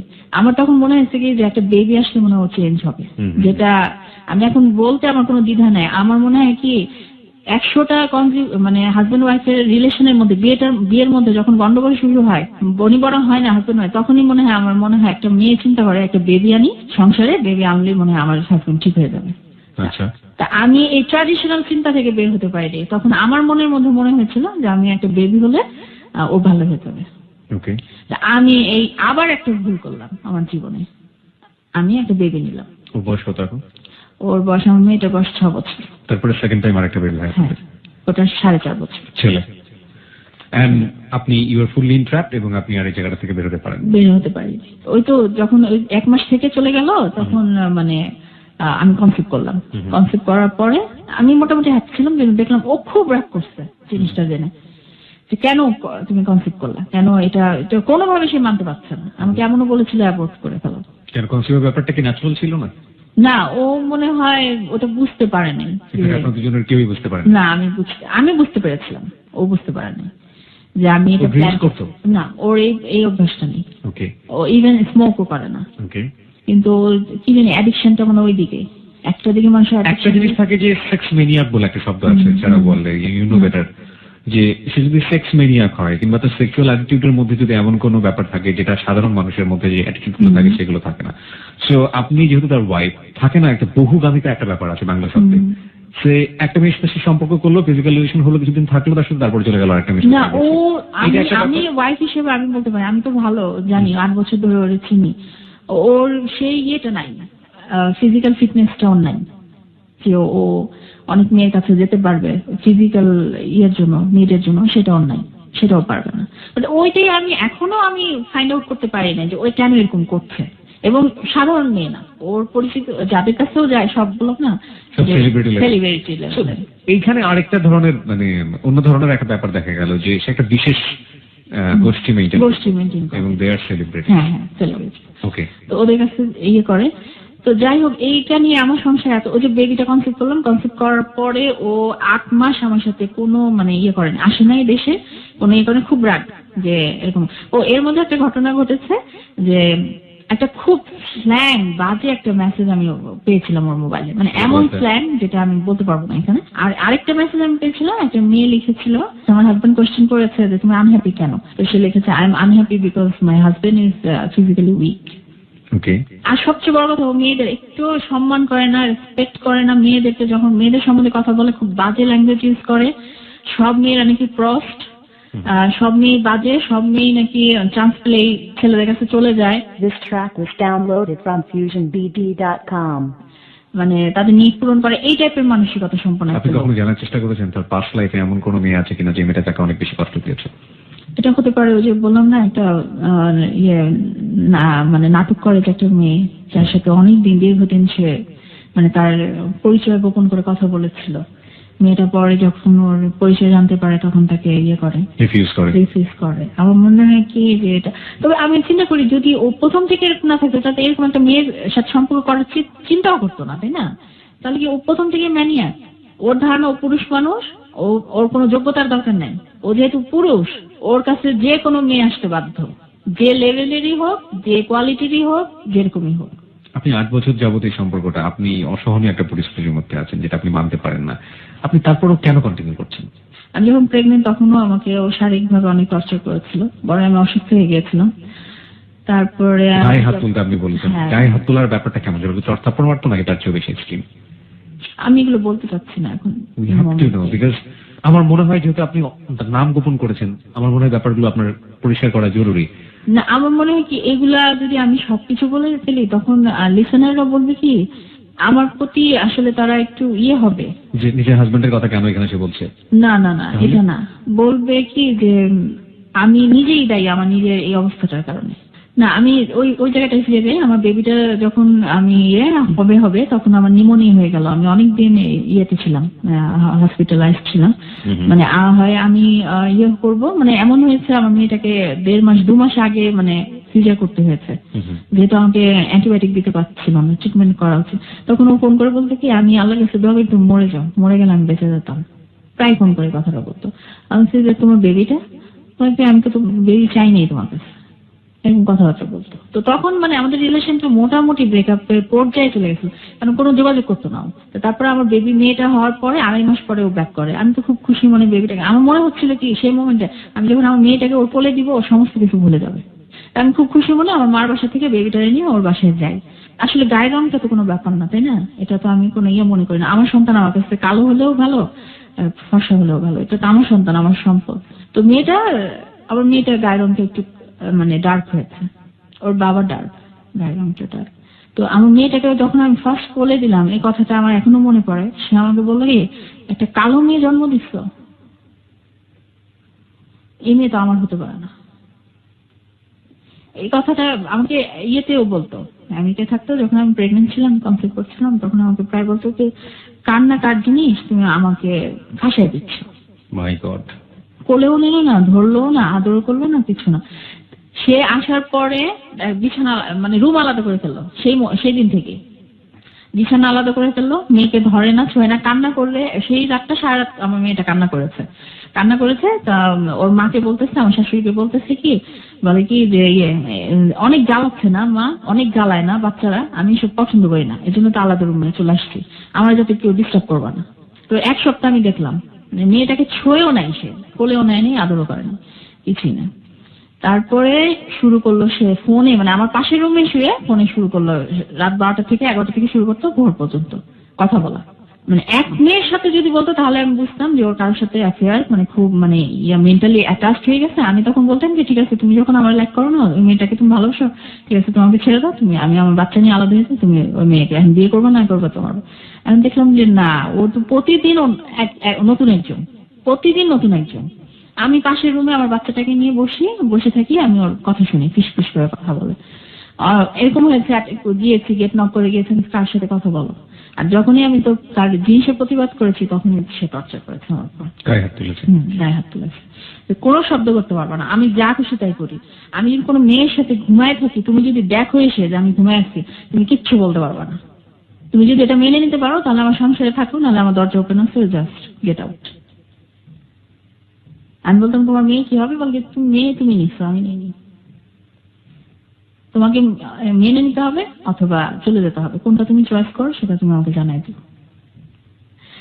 এমন অনেকবার হয়েছে যে আমি এমন বেশি টর্চার করেছে যে আমি সহ্য করতে না পেরে আমি চলে গিয়েছি আমার মার বাসায়, এরকম হয়েছে। তো তারপরে ঘটনা তারপরে নেক্সট টাইম ভুল করলাম, এটা অ্যাক্সিডেন্টলি হলো। আমার ছেলেটা আমি আবার কনসেপ্ট করলাম 8 মাস, আমার মেয়ে যখন 8 মাস তখন আমি আমার ছেলেটা আমি কনসেপ্ট করলাম। তো আমার ছেলেটা হলো ও এরকম আসা যাওয়া করে, আমেরিকায় যায় আসে, এখানে মানে আমার প্রেশার দিচ্ছে, মানে আমার টর্চারটা হয়েছে এক তো হাজবেন্ড অন্য রিলেশনে জড়িত অন্য মেয়েদের সাথে, এটা একটা। আমার শাশুড়ি টর্চার হচ্ছে সংসারের কাজকর্ম নিয়ে, আর আরেকটা টর্চার হচ্ছে বাপের বাড়ি থেকে টাকা নিয়ে আসো না কেন। এখন সে সুর তুললো আমি আমেরিকায় যাবো না, আমেরিকায় গিয়ে কিছু করতে পারবো না, অনেক কষ্টের চাকরি, এই না সেই না। এর মধ্যে কিন্তু সে কিছুই করছে না, কিছুই না, আমার কোনো খরচপত্র না, কিছু না। বাচ্চা দুধ শেষ হয়ে গেল, বলছে তোমার আব্বারে বলো, তোমার বাবার নানা আছে না, নানাকে বলো দুধ কিনে দিতে। তো বলতেছে সুর তুলো গিয়ে ব্যবসা করবে, তোমার বাবার বাড়ি থেকে টাকাই না দাও। আর আমাদের তো নিজেদের বাড়ি, তো বলতেছে যে এক কাজ করো, তোমার বাবাকে বলো যদি ক্যাশ টাকা না দিতে পারে তোমার নামে যে ফ্ল্যাটটা আছে ওইটা বিক্রি করে টাকা দিতে, তুমি ফ্ল্যাট দিয়ে কি করবা। আর আমার শাশুড়ি যেটা আমাকে বললো যে সবার সামনে বুঝতে যে ফকিরের মেয়ে বিয়ে করাইছি, মানে এই ভাষায় উনি ইউজ করতো। আমার বাবার বিশ্রী ভাষায় গালিগালাজ করতো যে ফকিরের মেয়ে, এই না সেই না এগুলো। তো এর মধ্যে আমার মেয়েটা যখন হয়েছে তখন আমার মাস্টার্স রেজাল্ট বের হলো, আমি ফার্স্ট ক্লাস পেয়েছি, বাট আমার পজিশনটা ছিল না। ফার্স্ট ক্লাস পাবো কিন্তু আমার সন্দেহ ছিল, ফার্স্ট ক্লাস পেয়েছি বাট পজিশন ছিল না। যাই হোক, তো আমি আবার কনসেপ্ট করলাম, আমার ছেলে হলো, এইভাবে আমার সংসার চলতেছে। প্রতিদিন অশান্তি, প্রতিদিন মানসিক টর্চার, প্রতিদিন ওর এই সকালে বের হয় রাত্রে আসে, কোনো ইনকাম নাই। ওর শ্বশুর শাশুড়ির বাসায় খাই, একসাথে থাকি, রান্না বান্না করি, খাই। ওই দেখা যায় যে বাচ্চার জন্য যে বাচ্চা খাবারটা আলাদা হয়, বাচ্চার জন্য যে আলাদা কিছু যদি খিচুড়ি রান্না করে দিব বা একটু সবজি আনবো, যখন বলি না যে আমার শাশুড়িকে বলি যে আম্মা ওর জন্য তো ছেলের জন্য তো এটা লাগবে, বলে যে বাপের বাড়ি থেকে আনতে পারো না, আমারটা তো খেয়ে খেয়ে ধ্বংস করতেছো। মানে এরকম এত টর্চার আমি সহ্য করছি, মানে এমন সাধ্য ছিল না, ফ্রিজটা ছিল যে আমার যদি কিছু খেতে মন চাইতো বা আমার মেয়ে যদি বলতো আমার আমাকে একটা অ্যাপল দাও, একটা অরেঞ্জ দাও, আমার এই সাধ্যটা ছিল না যে আমি ফ্রিজ থেকে বের করে আমার মেয়েকে দিব। ওর বাবাকে যখন বলতাম তখন বলতো কি যে খেতে চায়, অসুবিধা কি, তুমি এনে দিবা। আমি কোথেকে নিবো, আমি তো জব করি না, তুমি তো আমার জব ছাড়াইছো। তখন বলতো কেন, ওর নানা আছে না, ওর নানাকে তোমার ভাইকে ফোন করতে পারো না। মামারা কি করে, মামারা জানো ভাগ্নি ভাগ্নিদের জন্য অনেক করছি। আমার ভাগ্নি যদি বলতো মামা আমি অরেঞ্জ খাবো, আমি দেখা যেত একটা অরেঞ্জ আনবো, আমি 3 ডজন 4 ডজন মানে অরেঞ্জ এনে দিতাম। তোমার ভাইরা কি করে, ভাইগুলোকে অপদার্থ, মানে যেমন আমার ভাইদের অপমান করতো তেমন আমার বাবা মাকে, তেমন আমার পুরো ফ্যামিলিকে, তেমন আমাকে কথা বলতো কি তুমি আমার যোগ্য না, আমি তোমাকে বিয়ে করে ভুল করছি, আমি অনেক ভালো একটা মেয়ে, অনেক ভালো বেটার মেয়ে তোমার ডিজার্ভ করতাম। আমি কিভাবে ডিজার্ভ করতাম, বলতে আমেরিকা শুনলে যে কোনো মেয়ে আমার পায়ে পড়ে যাবে, আমেরিকা শুনলে যে কোনো মেয়ের বাবা মা আমার পায়ের কাছে তার মেয়েটাকে দিয়ে যাবে, বলবে আমার মেয়েটাকে গ্রহণ করো। ধরেন আমার কোনো ফ্রেন্ড আসছে বা কোনো রিলেটিভ, কোনো বোন আসছে, ইভেন আমার নিজের বোন সম্পর্কে আজে বাজে কথা বলতো আমার তো মনে হয় তোমার ওই বোনটা ওই বান্ধবীটা 2 নম্বর, ভালো না, আমার ফোন নাম্বারটা দিয়ে দিত, আমার কথা বলে দেখি। আমি তো এই মেয়েকে নিয়ে রিক্সায় করে ঘুরবই, দেখো আমি কি পারি, তুমি তো জানো না। মানে আমার মনে হয় এই মানসিক টর্চার গুলো কাউকে বলতেও পারতাম না, সহ্য করতে পারতাম না। একটাই ছিল যে আমার বান্ধবীটা ছিল, ওর সাথে সবকিছু শেয়ার করতাম আর কাটতাম। তো এই যে মনের মধ্যে পুষে রাখতাম, এই জিনিসটা আমাকে এফেক্ট করলো অন্যভাবে। আমার বড় ধরনের একটা প্রবলেম হয়ে গেল, আমার কিডনি ডিজিজ হয়ে গেল 2009-এ। আমার নেফ্রোটিক সিনড্রোম হয়েছিল, যেটার মানে স্টেরয়েড খেতে হতো, অনেক এক্সপেন্সিভ ছিল ট্রিটমেন্ট। যখন আমি বলতাম না আমার ওষুধ শেষ, ওষুধ এনে দিও, ওই একই ডায়লগ, তোমার বাবাকে বলতে পারো না, আমি তো তোমার ট্রিটমেন্টের দায়িত্ব নিইনি। ও কিন্তু অনেক বছর ধরে বাংলাদেশে কিছুই করে না, ওই ধান নিয়ে চলতো। মানে এটাকে যদি বলেন যে ডোমেস্টিক ভায়োলেন্স, আমি তাহলে বলবো একটা পেশা ছিল আমার যৌতুক। আমি বলবো হ্যাঁ, আমি যদি ভাষায় বলতে চাই এটা যৌতুকের জন্য টর্চার আমি হয়েছি, অনেকভাবে হয়েছি, এখনো হচ্ছি, স্টিল আমি হচ্ছি। ও পাসপোর্ট পাওয়ার পরে আমার জন্য এবং আমার বাচ্চাদের জন্য অ্যাপ্লাই করছিল, তো অ্যাপ্রুভ হলো কেস, এখন ভিসা করালো। ভিসা করানোর পরে সব টাকা পয়সা কিন্তু আমি দিচ্ছি, ভিসা থেকে শুরু করে সমস্ত কিছু। তা আমাকে বললো যাবো যে প্লেন ফেয়ারটা 4 জনের প্লেন ফেয়ারটা 6 লাখ টাকার মতো লাগবে। তো আমাকে বললো আমার কাছে পয়সা নেই, তো তুমি পয়সা জোগাড় করে আনো, চলো আমেরিকা যাই, ওখানে গিয়ে সেটেল হবো। আমি যেহেতু এখানে কিছু করতে পারছি। তখন আমি আবার নতুন করে আশায় বুক পাতলাম যে আমি ওর এই সার্কেল থেকে বের করে নিয়ে যাই।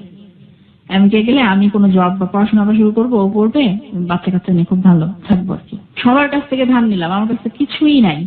সবার কাছ থেকে, আমার বাবা, আমার বোন, আমার ফ্রেন্ড, সবার কাছ থেকে আমি ধার নিলাম, টাকা নিলাম। প্রায় 10 লাখ টাকা আমি লোন করলাম।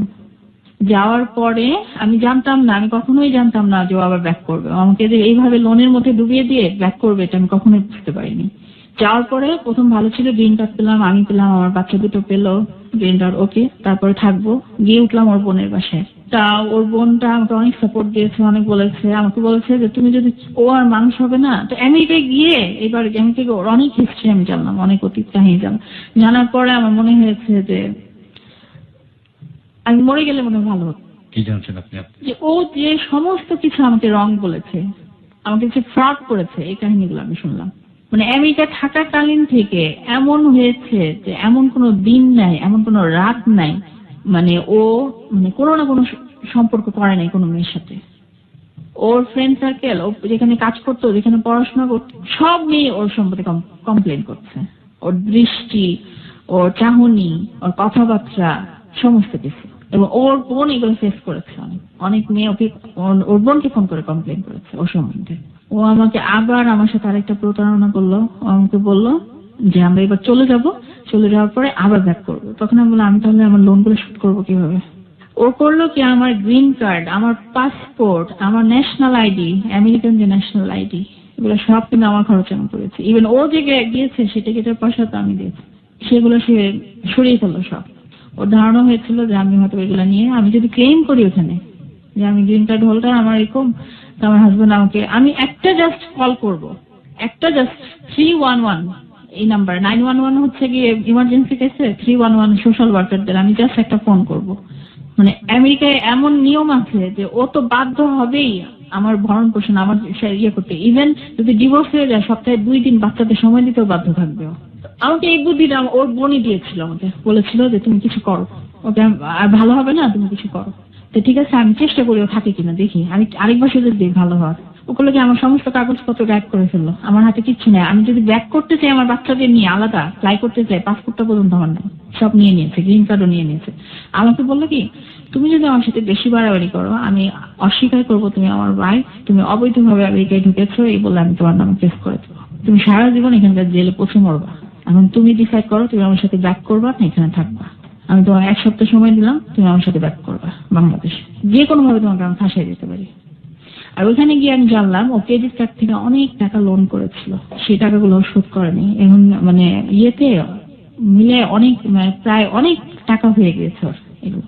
তো এখন যদি ও কোথাও জব করে, ওরা আলটিমেটলি সেটা জেনে যাবে যে এই লোকটা আবার ব্যাক করেছে, জব করছে, ওর যে স্যালারিটা আসবে সেই স্যালারিটা ওরা কেটে নিবে, ও মানে 1 পয়সাও ঘরে আনতে পারবে। আসলে আমেরিকাতে ও কোনো ক্যারিয়ার নেই, ও এখন কিছুই করতে পারবে না। তো এই ব্যাপারগুলো ও আমার কাছে সবকিছু হাইড করে আমাকে নিয়ে গিয়েছিল।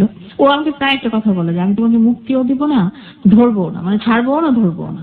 আমি এমন একটা সময় ছাড়বো যখন তুমি অন্য কারো কাছে আর যেতে পারবা না, যখন অনেক সময় হয়ে যাবে, অনেক সময় তুমি পার করে ফেলবা। তো আমেরিকা যাওয়ার পরে আমি অনেক চেষ্টা করলাম ওকে এখানে রাখার জন্য, সেটা আমি ইভেন এটাও বলেছি যে তুমি বসে খাও, আমি জব করবো। আমি যে সাবজেক্টে পড়াশোনা করেছি, আমার অন্য কোনো ডিগ্রি ওখানে গিয়ে আর কোনো মানে নিতে হতো না ডিগ্রি। আমার ইয়েটা ট্রান্সক্রিপ্টটা ইভালুয়েট করে ওখানে আমি ভালো জব পেতাম, অড জব না, খুব অফিসিয়াল ভালো জব পেতাম। তারপরে বাধ্য হলাম ব্যাক করতে। তো যাওয়ার 3 মাসের মাথায় আমরা আবার ব্যাক করছি বাংলাদেশে। আমি তো জানতাম যে আমেরিকা যাবো, ওখানে জব করবো, আমি টাকা আস্তে আস্তে শোধ করে দিব, দুজনে মিলে জব করবো, শোধ করবো। তো এই টাকাগুলো এখন এ শোধ করবে। তখন আমার শাশুড়ি বলে কেন তোমার বাবা দিয়ে দিক এখন টাকাগুলা। তারা বলে কি যে এটা মেয়েদেরকে দিতেই হয়, আমার মেয়েদেরকে আমি দেই, এখনো দিই, তোমার বাবা মা কেন তোমাকে দিবে না। তো আমার সাথে দেখা গেল যে শুরু করলো ধানাই ধানাই, আজকে দিব তো কাল দিব, এই করবো সেই করবো।